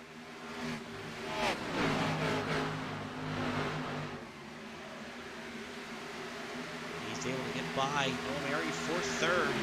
Sights set on Dylan Parker now just up ahead, but Ethan Fonseca Moreno trying to check out here.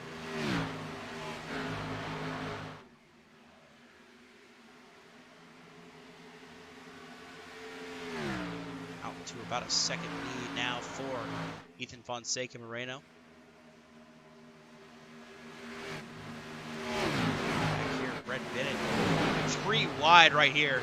Everybody fighting for his position, jockeying for spots as they can. See, oh, Jamie Wright, Doug Denise! Wimmer in the wall, Doug Denise sliding, cautions out, William Martin got a piece, Michael Kruger's in it!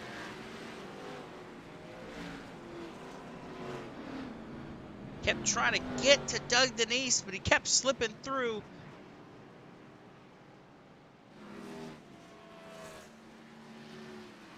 Burnham Motorsports Designs replay now.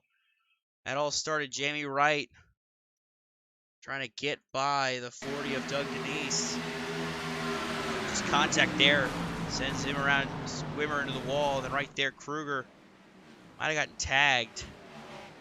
Doug Denise goes into the grass, able to kind of avoid a lot of the carnage.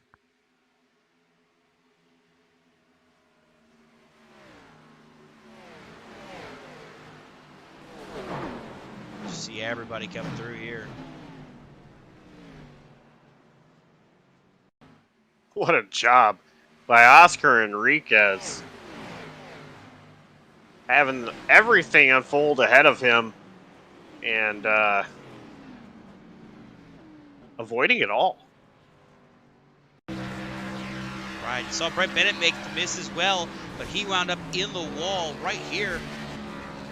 And how Enriquez doesn't get sucked into this one is, your guess is as good as mine, Josh, but able to keep it clean, no damage to the 56 here.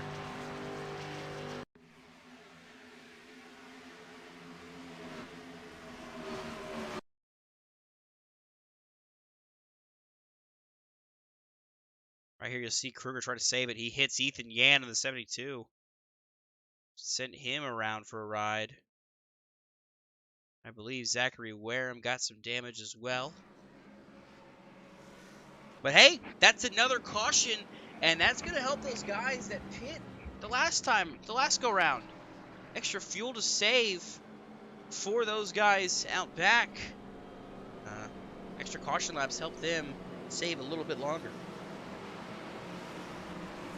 Either with Sega Moreno and Dylan Parker have come down pit road.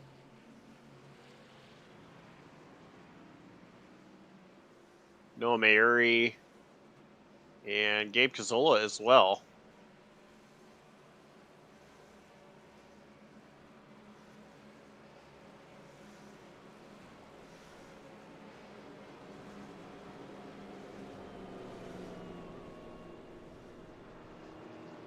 Possibly fuel only for Ethan and Oscar.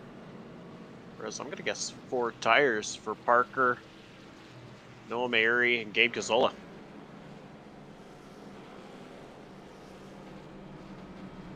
Yeah, looking at it here, Ethan and Oscar, fuel only.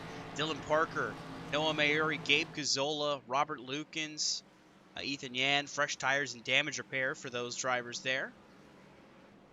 As it stands right now, we've got 29 cars in lead lap. The last car in lead lap is Doug Denise. Now Darren Roy, who's on pit road getting damage repaired. Only car 1 lap down is Don Blazier in 30th. Down 2 laps in 31st, Jonathan Canfield. Zachary Wareham is now out of the race. He will likely be passed by Hunter Karsten, who currently scored 33rd, 4 laps down. Just needs 2 laps under caution here to catch and pass the 07. JT Larsh, 34th. Jackson Glenn Austin, 35th. Ryan Bogey is 36th. And Zach Probst is your last place finisher unofficially here. Slide Job Racing League Darren Roy 200 here at Kansas. When we go back racing, it will be 33 laps to go. As it looks right now, I believe the top 4 will have to pit again.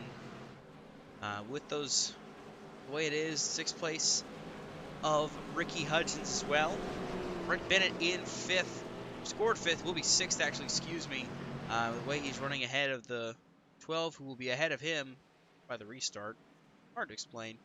Brett Bennett, 9 laps since he last pit. He should be good to go, saving fuel. Same with the likes of Sean Kissany, Jamie Wright, Casey Hatch, Jeffrey Armistead, and everybody on back that's been topping off on fuel. That last caution, we'll see if they're able to make it last. But it's Luke Knupp and Michael Thorpe Jr., the front row, as they make their way through 3 and 4. The pace car is going to take that hard left turn back down to the safety of pit road. How many more times will we see that pace car driver out here tonight?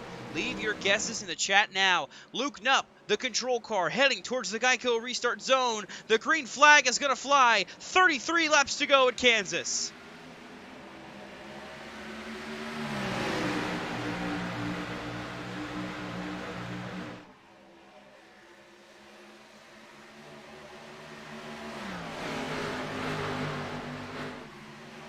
Luke Knupp clear out front, Storm Patterson to second. How about Ricky Hudgens now into the 3rd spot with Michael Thorpe Jr. trailing behind him.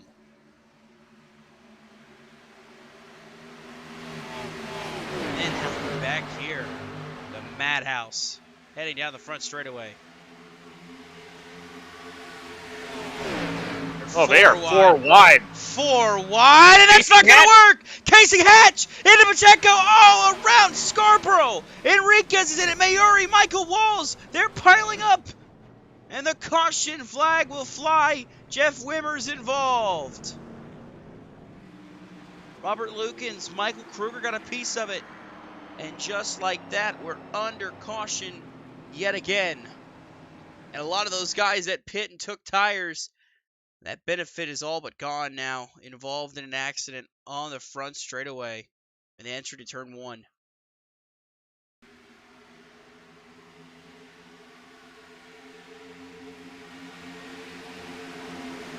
little bit of netcode trying to also keep from hitting anybody 4 wide. Man, massive accident there.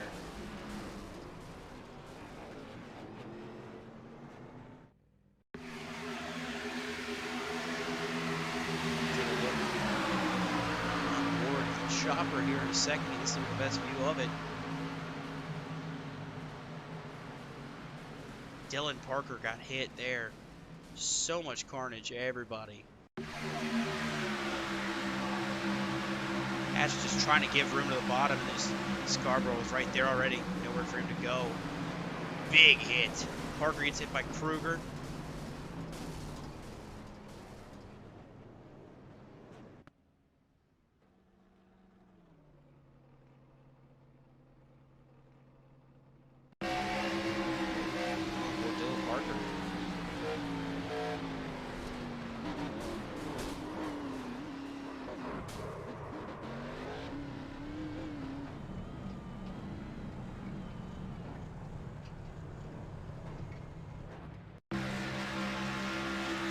Oscar Enriquez in the 56.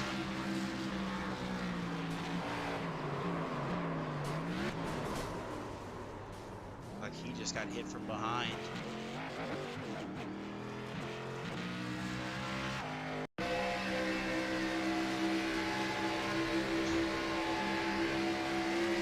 now Jake Scarborough's on board there.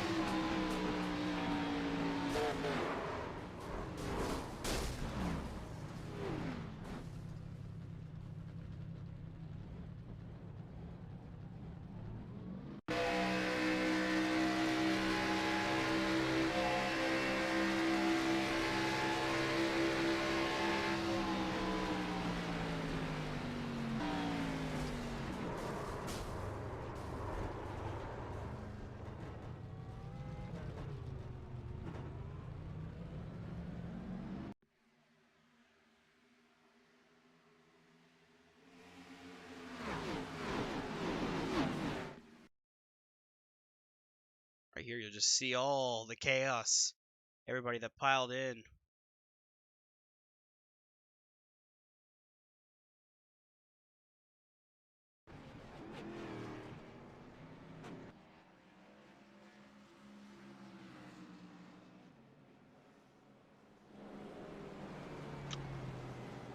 Well, Josh, it's been pretty hectic, pretty chaotic. But as it stands right now, both of our picks still alive. Your pick, Ethan Fonseca Moreno, currently right now is scored 14th. And of course, I chose Michael Thorpe Jr. He is currently 3rd. On different strategies, Ethan is going for the stretch here to just go to the end of the race, while Thorpe is going to try and make one last pit stop in this race and get a fresh set of tires on here soon and try to make a charge at the end of it. But way it sits right now, I mean, maybe the next caution or two comes out if we get a decent stretch. That'll be when that 34 might come in and might try out. Some of those guys might try out that pit stop and see if those fresh tires will make a factor at the end of this race.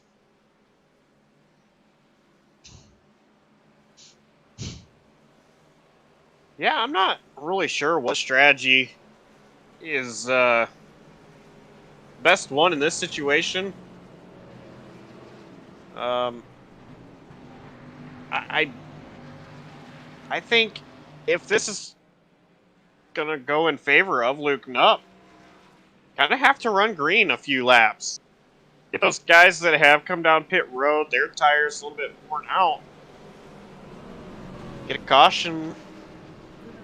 15 or so laps, come on down, get 4 fresh tires, and but I don't know. This is this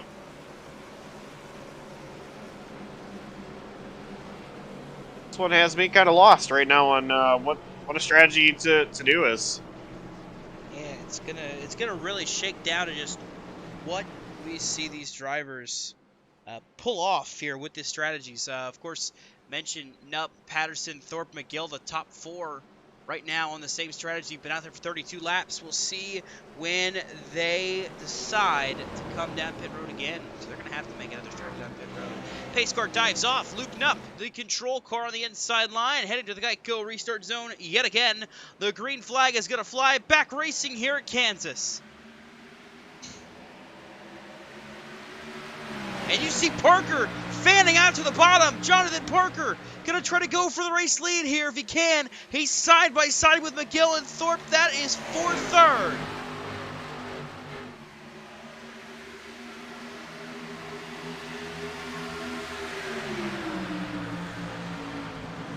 Now up to second. Here comes Jonathan Parker. Sean Kissany trying to make a charge as well here in the background.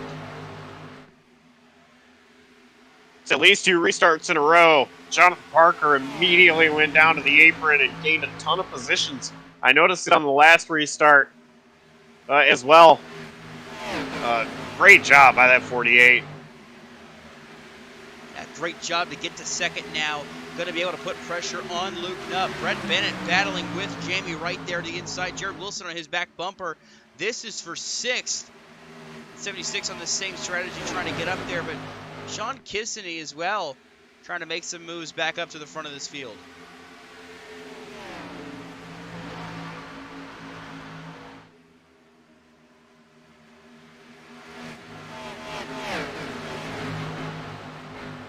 Brett Bennett trying to have a good recovery after the spin earlier.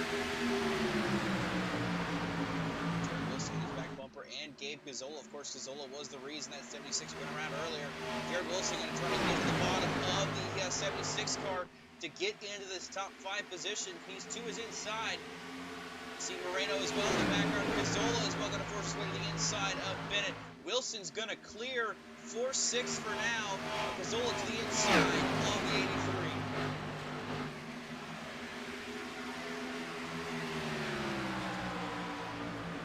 Gap between 1 and 2. Ooh, trouble in the back. It looks like Pacheco saves it. He's got heavy damage on that number 88 machine. Ethan Yan as well, heavy damage on the outside wall.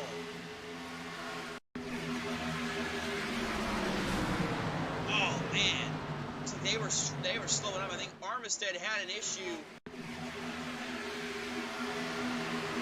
Oh yeah, got hit in the wall by Brayton Cisco. You see Pacheco, man, how did he keep that car straight? Still rolling.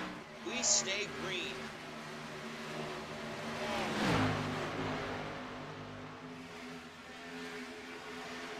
Goes 3 wide battle in the back. Sparling Lukens and Blazer fighting for 17th. Oh, Blazer into Lukens! Lukens into Sparling! Lukens gonna try to go and save it! He does! And Rinka saves it too! Man, oh man, what a save by Robert Lukens! That was incredible. Meanwhile, Jonathan Parker right there with Luke Knupp trying to make a move on the bottom. Parker's going to look to the inside. Luke Knupp right there against the wall.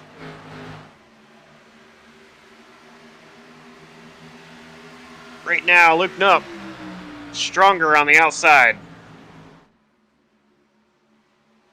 Yeah, Luke knows the outside is the better line. You want to make him try to pass you on the inside.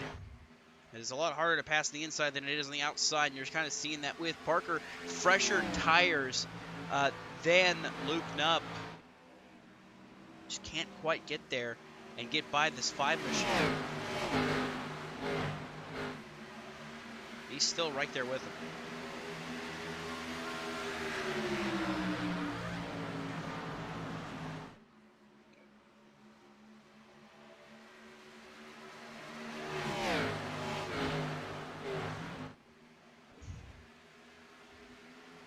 Battle for third. Michael Thorpe Jr. trying to fend off Sean Kissany in the 10 machine.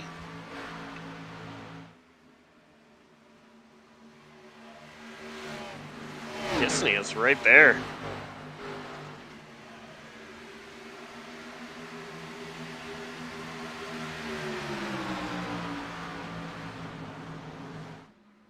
Try to get the draft off the lap car. Don Blazier. Not gonna help. I can't quite get it to work. This time by 18 laps to go here at Kansas in the Darren Roy 200. Jonathan Parker currently sits in second, the defending series champion, looking to pick up his first win of season 11. Luke Knupp is looking to get his second after winning in Vegas earlier this year. Can he try to go for 2? Or will Parker have the right call to take this victory? He's still trying to fight to the inside of the 5. Can't quite get there. Lap car Don Blazier on fresh tires. Going to try to get by the race leaders. Just up ahead as well, Christian Pacheco. He did not pit, so he's going to end up being right there in the way. You see they're going to go side by side again, but Parker can't get the power down on the bottom to get by Knupp. So he'll have to settle into second. But I can't imagine this number 5 car staying out much longer here. 43 laps since he last hit pit road. We've had plenty of cautions, but I don't think he's been able to save that much fuel to make it to the end of this race. That'd be a lot of saving that I just don't think it's possible.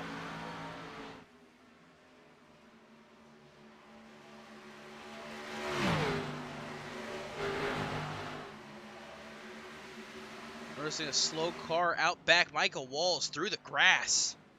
Not sure what happened. We'll take a look back really quickly. See what happened to this 9 car. Well, got the outside wall and just spun through the grass.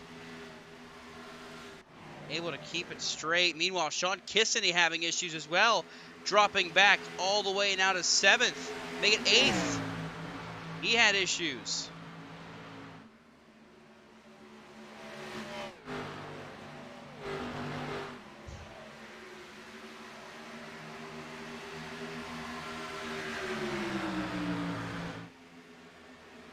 Fonseca Moreno currently sits in 7th in this line of cars behind Gabe Gazzola, Ricky Hudgens, Jared Wilson, Michael Thorpe Jr. He's in the mix, but he's not really gaining any time or gaining any spots. He's going to have to go soon. Gazzola going to pull up to block him. Not allowing this 43 to go. 14 laps remain here in Kansas. Luke Knupp holding steady, but he's going to have to make it last for about another 13 laps. That'll make him 59 laps since he last came down pit road. With all the cautions we've had, he's been able to save, but I don't know if he's been able to save just that much to where he can make it to the end. But it's likely he's hoping for a caution, and we might see one with how they're racing back here. Here comes Jared Wilson to the inside of Michael Thorpe Jr. for 3rd. If I were to bet, I would say Luke Knupp is going to run it dry. Praying for a caution, but Jared Wilson tight on exit, and now it is Gazzola making a move. Ricky Hudgens just went 3 wide with Ethan Fonseca Moreno. They made their way through by Jared Wilson. Here comes Gabe Gazzola now to the 3rd spot. Thorpe fighting back on the inside. Thorpe not going to give it up too easy. Wilson got the wall. Thorpe's going to run Cazzola high. Keep it off him, but Cazzola's going to clear. So move the 18 of Gabe Cazzola to the race lead. Jonathan Parker, however, still all over Luke Knupp trying to get to the race lead. The caution is going to fly.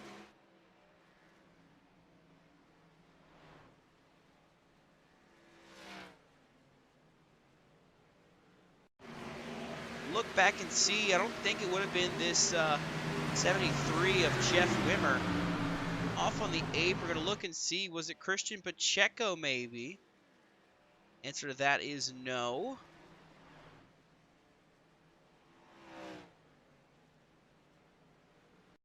Take a look back.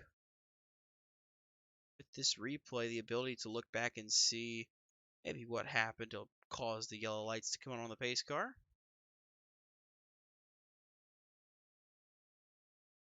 So that's when the caution comes out. Let's look and see. Do we have anybody around on the racetrack? Anybody stop on the racetrack besides the 73? The answer to that question is no. So it looks like the 73 coming to a stop on the back straightaway that led to the caution. Let's try to put this back and see.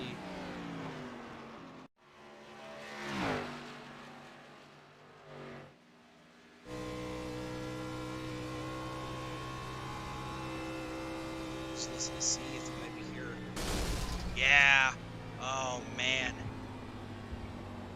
73's engine blowing there on the front straightaway, entering 1 and 2. He had no chance to try to limit back around. I mean, you could try, but even then, there's no guarantee he still makes it. So he pulled as far down the apron as he could to try and tow and get out of the racing surface. But iRacing picked it up. Thought it was on the racing surface. The car stopped and caution flag flew. So that was your cause of caution in the late goings of this race. Here's how they line up. 2 drivers stayed out. Ricky Hudgens, Jeffrey Armistead. They elected not to pit that time, so they will be your top 2. Jonathan Parker was first off of pit road. Looks like everybody took fresh tires and fuel, except for the top 2 now. Luke Knupp, Gabe Cazzola, Michael Thorpe Jr., Ethan Fonseca Moreno, Jared Wilson, and Sean Kissany is how they will line up the top 10.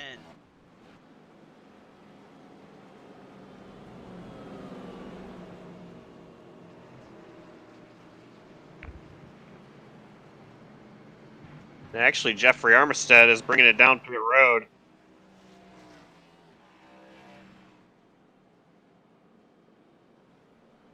So it is just Hudgens stays out.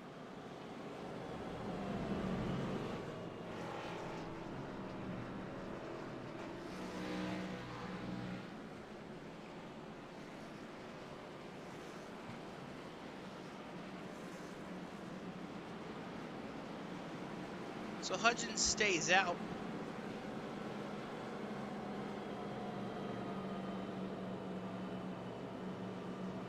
We'll see how things shake out with this here.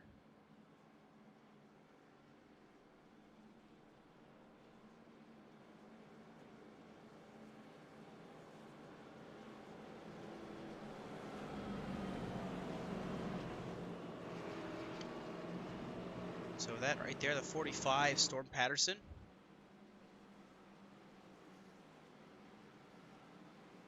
Up in front of the field. Patterson is currently 7 laps down after that incident earlier on. Going to take a wave around and get laps back. Back in 27th as it stands right now. 30 cars still on track total. Back at 29 with Jeff Weimer. Jeff Weimer being out of this race. We've got 21 cars on the lead lap. Ready to duke it out and battle for this race win. Ricky Hudgens did not pit with the rest of the field under this caution. 22 laps since he last saw pit road. Looks like Jeffrey Armistead did not meet the field out pit road, so he'll have to drop to the back. That will cost him a lap. Jonathan Parker second, Luke Knupp third, Gabe Cazzola is fourth, and Michael Thorpe Jr. right there in fifth. 7 laps to go here at Kansas in the Darren Roy 200. Josh? Still think Moreno's got a chance to win it? It's going to be tough, but he's still got a shot.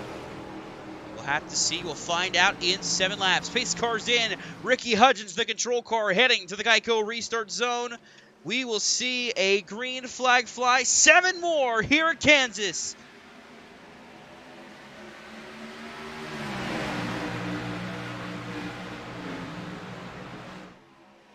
Quickly, Knupp and Parker going to try to send it side by side, make it 3 wide. You see Thorpe's in the middle, 3 wide as well. Jared Wilson to the bottom.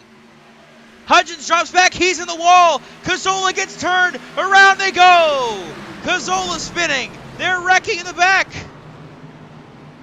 Ricky Hudgens, it looks like the 36, Braden Sisko's around. Caution flies again. We'll have another restart.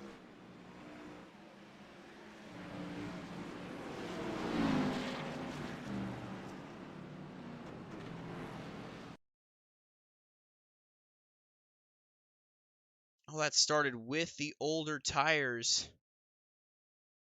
of Ricky Hudgens, of course.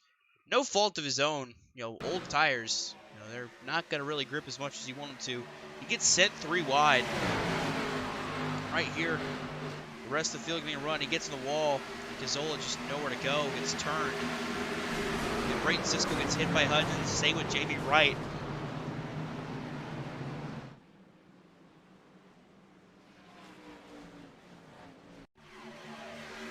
Cazzola just no chance missing that one either.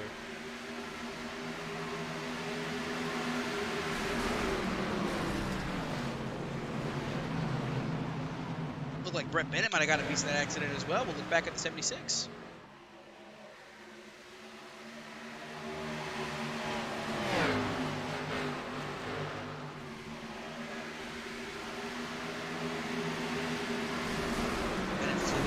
Got in the 18. But 5 laps to go. Luke Knupp scored as your race leader.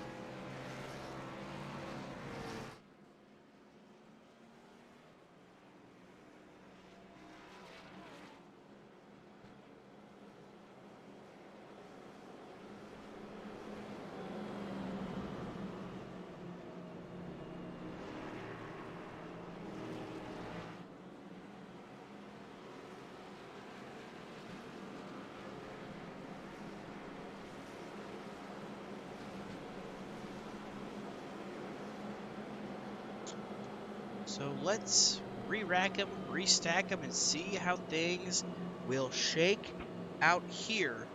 Conclusion of the Darren Roy 200 at Kansas Speedway.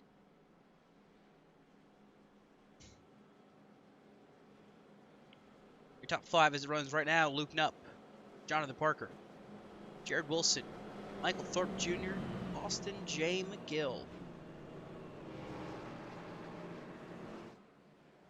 of this top 5, only one of these drivers has never made it to victory lane, that being the 83 of Jared Wilson.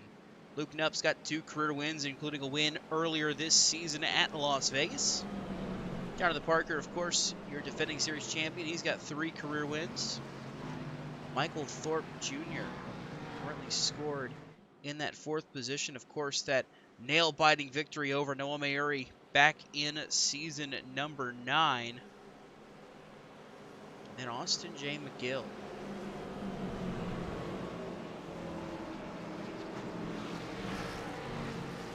Of course, he's been able to score a victory in the other series on JCTV as well. I believe he's got a win here. Correct me if I'm wrong, Josh. Answer is I'm wrong. Josh can't correct me. A best finish of 2nd at Bristol in season 9 for Austin James, or actually, excuse me, in 3rd at Martinsville in season 9 here in the Slide Job Racing League, looking for his first win on Tuesday Night Racing. He's got a win in the Truck Series, in the InThePitsNews Truck Series, and he's got a win in the NAOR Series. He's looking to go for the trifecta if he can get it here tonight. Pace car's off. 2 laps in a tournament. It's an unofficial green-white checkered. Luke Knupp, Jonathan Parker, the front row to the Geico restart zone. The green flag flies. We're racing again here at Kansas. Back in the back, somebody tried to jump. I think that was Brett Bennett, got in the back of Noah Mayuri, but Luke Knupp clear out front right now. Wrecking in the back. Storm Patterson, Robert Lukens, caution flag flies again.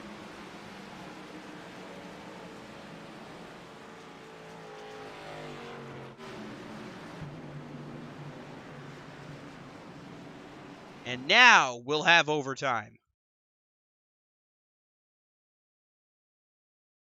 Looks like that started with Michael Kruger.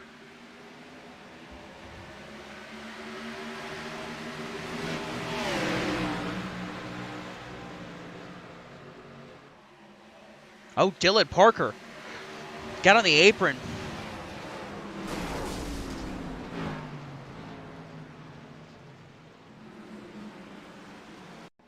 Looking to see how this all shaped up to be that.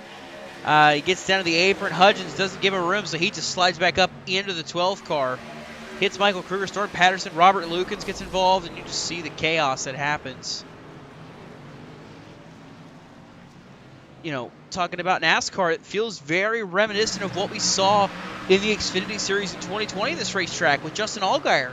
Down on the apron, just coming back up and just hitting the cars up top, causing a big stack up. Storm Patterson, I guess, becoming our Anthony Alfredo of this race. Not turning over on his side, but getting pretty beat up.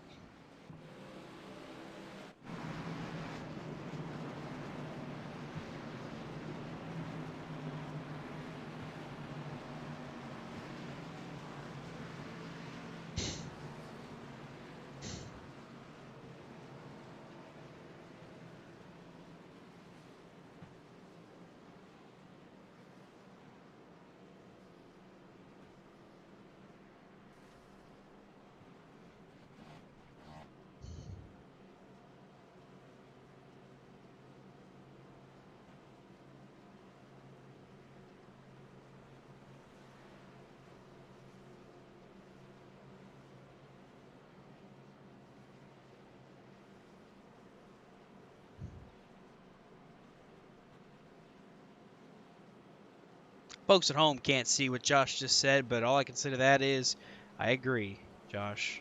I agree. So, we are in overtime here in the Slide Job Racing League. Luke K. Knupp looking for win number 2 on the season, win number 3 on his career. Jonathan Parker looking for his first win of season 11 in his quest to defend his championship. Jared Wilson, Austin J. McGill, 3rd and 4th are looking for their first career wins in the Slide Job Racing League. And Michael Thorpe Jr. is looking to end his winless streak and find victory lane once more. Of course, the last time he went to victory lane, the only time he went to victory lane, that nail-biting finish at Miami in Season 9. The photo finish with Noah Mayuri, the closest in Slide Job Racing League history. He'll try to see if he can do that with a little bit bigger of a gap. But right now, he'll be lining up 5th on this restart. Ethan Fonseca Moreno is 6th. Sean Kissany back there in 7th. Jamie Wright somehow, with all that damage, is up there to 8th. Doug Denise is 9th, and Blaine Sparling rounding out your top 10. Michael Walls runs 11th. Noah Mayuri in 12th. Brett Bennett 13th. Ethan Yan in 14th. Oscar Enriquez finds himself scored 15th. Dylan Parker is 16th. Don Blazier 17th. Braden Sisko 18th. William Martin 19th. And Ricky Hudgens rounds out your top 20. Christian Pacheco is 21st. And then Gabe Cazzola 22nd, the last car on the lead lap. 23rd is Jeffrey Armistead, down a lap. 24th is Jonathan Canfield. 25th, Robert Lukens. Storm Patterson, 26th. Hunter Karsten, 27th.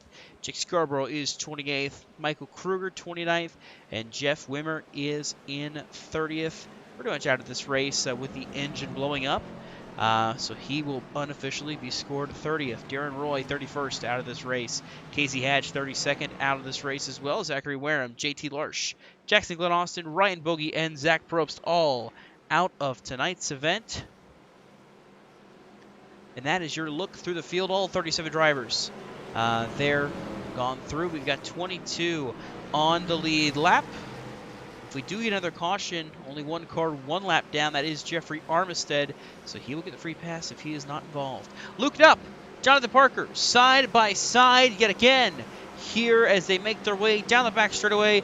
This time it is overtime, presented by nobody. We don't have a sponsor for overtime. I'm sorry, get over it. Luke Knupp, Jonathan Parker. Been the class of the field tonight. Up front, mixing it up for this win, but now it's going to come down to a 2-lap shootout. Can Knupp get the jump and stay out front, or will Jonathan Parker find his way around the 5 and make it to victory lane? Let's find out now. The pace car dives off back towards the safety of pit road. Field in the hands of Luke Knupp through the Geico restart zone. Overtime in the Slide Job Racing League. We're back racing here at Kansas. A great jump by Luke Knupp. Here comes Jared Wilson out, trying to get to the inside of Parker for second.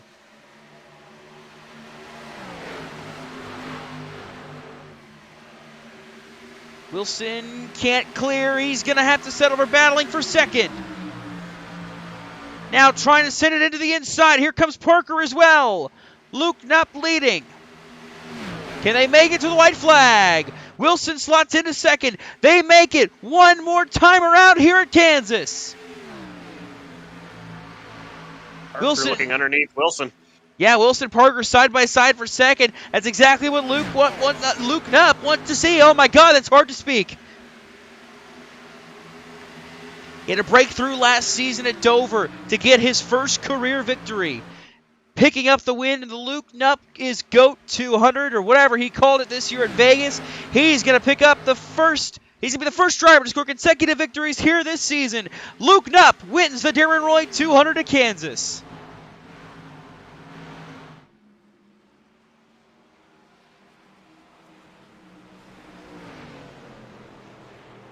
Words are hard to say tonight. But you know what's not hard to say? Luke Knupp, race winner.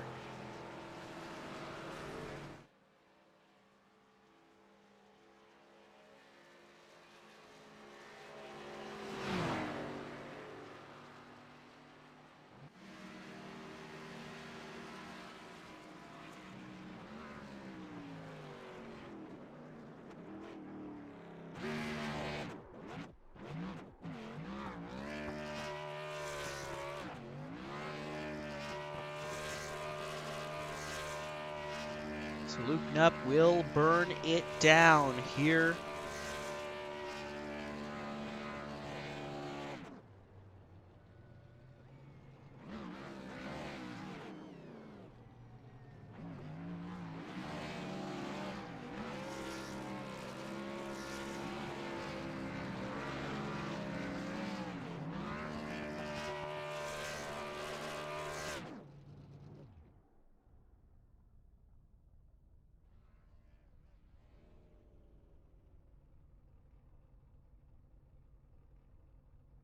So Luke Knupp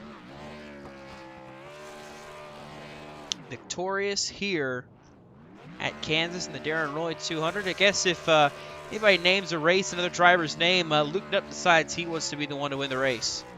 So he'll keep burning it down here, picking up his 3rd career victory in the Slide Job Racing League. And there goes the engine. Burned it down and blew it up. That is your race winner, Luke Knupp. So we'll take a look at the results. Of course, Luke Knupp, Jonathan Parker, Jared Wilson making up your top 3. There's Michael Thorpe Jr. scoring the 4th place finish, and Austin J. McGill rounding out your top 5. You see there just about a dead heat with he and Ethan Fonseca Moreno for that 5th spot. It was 1/1000th of a second was the battle between those two as they crossed the start-finish line. Sean Kissany, Doug Denise, Michael Walls, Noah Mayeri were your top 10. Blade Sparling there, Dylan Parker, Ethan Yan, Jamie Wright, Brett Bennett in 15th. He will make start number 100 on JCTV this Saturday. Do not miss it. You don't know what could happen. He may stumble into a victory. He won't, but, got to say it just in case. You see there the rest of your drivers that were able to finish on the lead lap. Ricky Hudgens, last of the lead lap cars in 22nd there.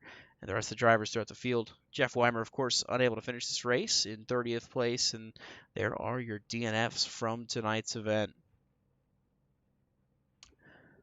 Whew, what an exciting run. But really quick, I want to see if we can go back and find out how we had a photo finish at the line between the 43 and the 21. See if we can figure that out.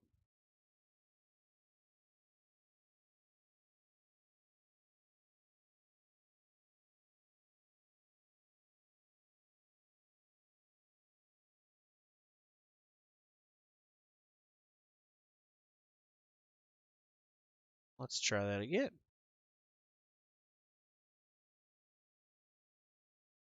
Take a look at your Burnham Motorsports Designs replay. There we go. Sometimes it just doesn't like to work. But that's okay, we make it work.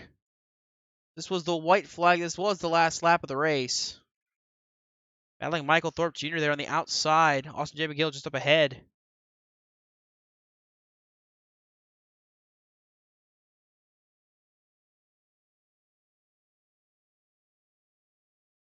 See, Thorpe got by McGill right here. Moreno trying to make a last-second charge. And it's just going to be that close. Look at this coming to the finish line. 4th. Oh, it can't get any closer than that between McGill and Moreno. Of course, not at the line there, but you see it, just how close it was. Take another look here from this camera. Right here. How close can you be battling for 5th? That's how close it was. But also Jay McGill scored as your race winner. But with that, we will go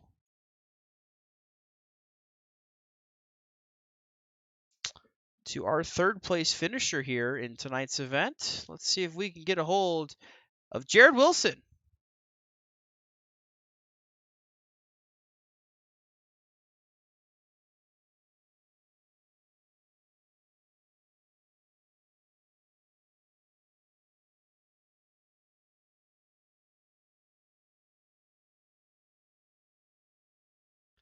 Hey, Jared Wilson, it's the boys in the booth. You got a copy? Yes, sir, I do. Alrighty, buddy, we have had very many opportunities to try and talk to you, but this is the first time we get to talk to you. Finally getting that podium finish here tonight. What does that mean for you and this 83 team? Finally kind of getting that monkey off your back of that bad luck that would constantly just kind of nip you in the bud there as the races would go on. I know. I've been working so hard. I have been practicing and working so hard just to finish top 3, just so I could talk to you.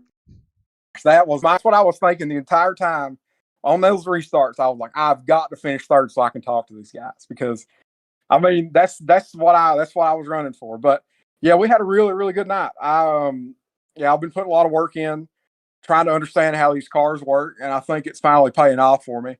And there's places I need to get better, but I felt like I did a really good job tonight. Yeah, absolutely. Really, only incident that kind of got you in a little bit of a pickle. You had to pit and get back in the hornet's nest, and just about got caught up in some of it. But able to survive, able to keep going, and rebounded this 3rd place finish. So, what does this mean for you? The momentum that could carry over. Finally having a race and being able to put it together without having anybody take you out or getting caught up in anybody else's mess. Yeah, right. A lot has gone wrong for us this year, for me. But I'm trying to make the playoffs, and I've got about a 200 or something point deficit to the people I think are going to make it. So tonight was a good step in the right direction to start, clawing away at that, the gap I've got. So yeah, that was a big for me tonight. I made a big inroad on that. And I've got a good set of racetracks coming up. I've put a lot of work in during officials at Darlington, so that should be a good race for us. And I ran pretty good at Nashville last year too, so I think both of those are going to get me in a position where I can look at the last 4 races and have a really good chance to hopefully point my way in. Yeah, well, you got a good chance to do it, and it starts off here hopefully with that 3rd place finish at Kansas. But the floor is yours, teammates, sponsors. Who gets it done for the 83 machine? Well, I have to thank the Coca-Cola Racing family. It's me, Luke, Jonathan Parker, Ethan, Jackson, and I think Dane Cruz. Yeah, but the 6 of us, we're the Coke Racing family, and I've got to thank them. Jonathan Parker has been a big help to me. I think that nobody has helped me more on this game than he has. He's so good at it, and I'm so thankful to be his friend, because I'm able to learn so much from him. He knows what he's doing, and to have that kind of resource is just, monumental to my development on this game. Being able to talk to him about what he's doing. And I got to thank Christian Pacheco. He helped call the strategy tonight for all of us, and that's the reason we ended up getting our track position back after I sped on pit road. He nailed the strategy for us, and me and Johnny Parker were on the same strategy, and that got us all our track position back. So let's see who else I need to thank. I think that's it. I think that's everybody I want to thank. So yeah, I appreciate y'all so much. Thank you for giving me an opportunity to speak. Alrighty, that is your 3rd place finisher, Jared Wilson. Jared, we hope to talk to you more here soon. Yeah, hopefully so. Yep. All right. Thank you, guys. That is your 3rd place finisher tonight, Jared Wilson. And with that, Josh, I believe you have caught up with Mr. 2nd place here, JP Jonathan Parker. And Jonathan Parker, it is a 2nd place finish for you. You running up front most of the race. During the green flag pit stops, you slid through your box a little bit. Caution came out. Too far to the right, didn't slide through it. Oh, Apparently really? I was too far right. I mean, I was only in the box, but the game didn't like how I was in the box for some reason. Sorry. Well, Continue. Oh, you're good. You're good. Either way, misfortunes on pit road. Caution comes out while you're exiting. I believe on the apron actually before the blend. Put you back a little bit, but was able to climb your way back up P2. So, explain to us how it went for the 48.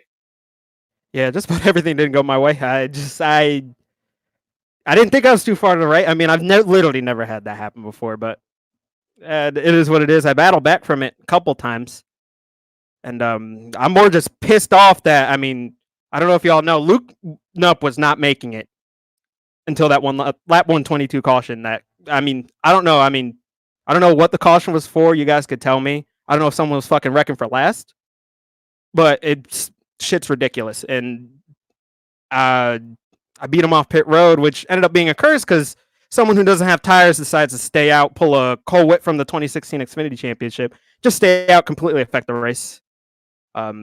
Gets out of the way, but then comes back onto my door, so I'm wicked sideways. I mean, appreciate that. it's lack of respect, I guess. I don't know. I mean, we saw a lot of it tonight. I mean, Kansas is pretty easy to go green at. We've seen it in other leagues, and we've even seen it in this league. This track goes green. It's a pretty easy track to do, and there was not a lot of respect out there tonight. And everyone will just say, "Oh, it's sorry. I'm sorry, and that'll make it okay, even though it's not. You just need to do better. You need to actually show respect, because saying sorry and then doing the same shit next week is not acceptable. But yeah, did everything I could to get a good restart. He's so good at restarts though, so couldn't really get him there. And it was between me and Jared for second there, who he had a great race. I was so happy to see him run so well, and he bounced back from his mistakes. So it was good to see him run up front. All right, well, P2 finish. Who gets it done for you behind that 48? Who do you have to thank? I'd like to thank the Coca-Cola family that we've got. It's a lot of fun. I'll see a Meliel scheme next week. I wonder where that's going to be. And everybody in the Discord call. And I gave a little bit of a shout out, but this is dedicated to Jared Wilson. I mean, he had the race of his life. Did a great job controlling the race.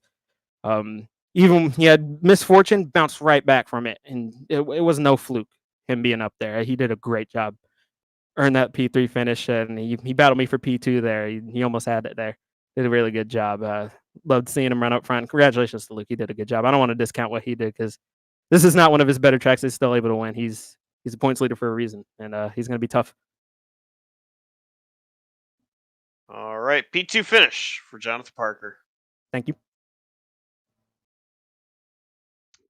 We apologize for the language. Obviously, frustration boiling over for Parker. Just some of the points he made, obviously, hold merit. I mean, talk about racing with respect, and it's something that we kind of see a little bit of a decline in, really, in this league sometimes. Some guys really kind of race a little harder than they should. To say it in a way that's not inflammatory. There's definitely some times people take more than they give, but it is what it is, and we see that happen a lot. But after that, let's go talk to our race winner from tonight's race, the driver of the 5, Mr. Luke K. Nupp, winner here in the Darren Roy 200. You've won a race that's been named after you, and now you go and you win a race that's named after somebody else. So, third career win. What was that race like for you? I sucked again. I just did not practice, which is my fault, and was playing catch up at first, and especially starting 12th. You cannot pass here at all. Oh man, that was unfortunate. So I just had to make the best of every restart, and I don't think I had one restart where I didn't pass at least 2 or 3 cars. So that was huge. And then finally got track position, was running third, and I was just murdering my tires, like absolutely terrible. And played a little strategy there again at the end. Everyone pitted, I stayed out, and then I had to pit in like 3 laps when that last caution came out, when everyone came out or came down. So I was stoked, and that just played right in my hands. So super happy to get my team and everyone else another win. Extended the points lead. We're just having a great season so far, and hopefully the luck doesn't run out. Yeah, absolutely. And it was a long night, a long battle to get to the front and get out in the lead and take the checkered flag. But you're able to do it. Second win on the season, the first driver to get multiple wins in the season. Really starting to solidify yourself as that championship contender. What more do you think you did to really put yourself at the top of that list for this season to really make yourself the threat that everybody's got to watch out for? I think just keep racking in these results. I think I finished 14th at Daytona, and then I finished second first. So just need to keep racking in top 5s, top 3s, even. It's not getting old not to keep talking to you guys every week. So just gonna try to keep doing what I'm doing and see where we can be. But I think I got a 115 point gap in the championship standings. So just gotta keep racking in good results, like I said. Alrighty, yeah, you mentioned that streak, 4 straight top 2 finishes. Looking to keep that going next week. The momentum is on your side. You have definitely been able to be the cream of the class of the field, excuse me. But Darlington next week. You looking forward to that? And what's your opinion as this season gets ready to get underway here after 5 races? I don't think it can be worse than tonight. So We're definitely gonna probably do a little bit of practice and see what we can do. But Darlington's always been a fun track. You know, we're gonna be rolling out with a Coca-Cola Racing family throwback schemes. That's gonna be cool. And you know, just try to get another good result. Alrighty, we look forward to seeing and maybe talking to you next week. That's your race winner tonight, Luke Knupp. Goes for his 3rd career win, 2nd here in season 11. Congrats again, Luke. Yeah, thanks. Just want to thank Luke Knupp Racing, iRacing.funny, Coca-Cola Racing Family, and Moreno Designs. 2 for 2 in his schemes. He made the Phoenix Sun scheme, and he made this butte tonight. So gotta thank them, and then Express Esports and everyone else. Thank you guys. Alrighty, race winner Luke Knupp, 2nd win here in season 11.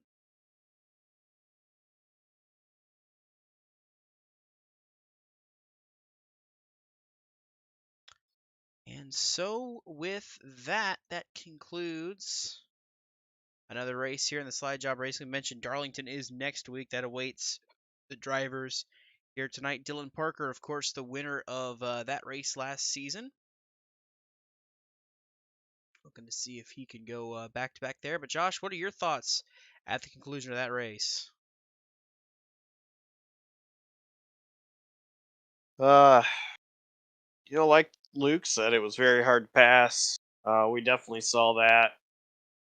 Luke was able to get up front, though, when it mattered, and collected the win.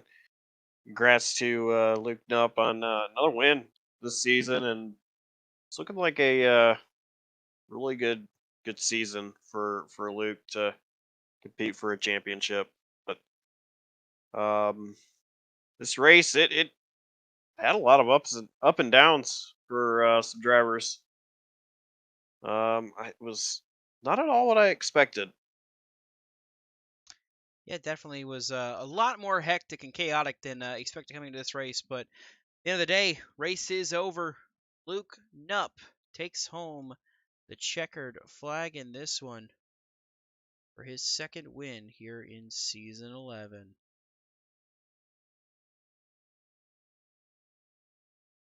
So he saw just about everything. Chaos throughout this race.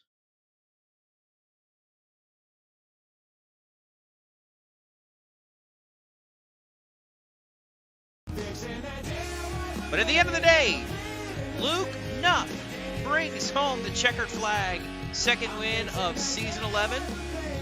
Next week, we'll see you at Darlington Raceway here in the Slide Jump Racing League. This Friday night, NAOR goes to Richmond. And then this Saturday, it's the Talladega Doubleheader as we'll see drivers do battle for those final playoff spots in the InThePitsNews Truck Series.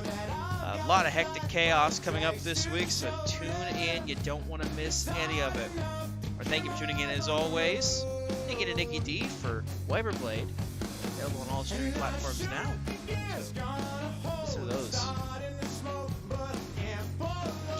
Luke Knupp, your race winner here at Kansas. Congrats again, Luke Knupp. And we'll see you next week here in the Slide Job Racing League at Darlington. For Josh Copperole, this is Dawson Allen signing off saying so long and have a great rest of your night.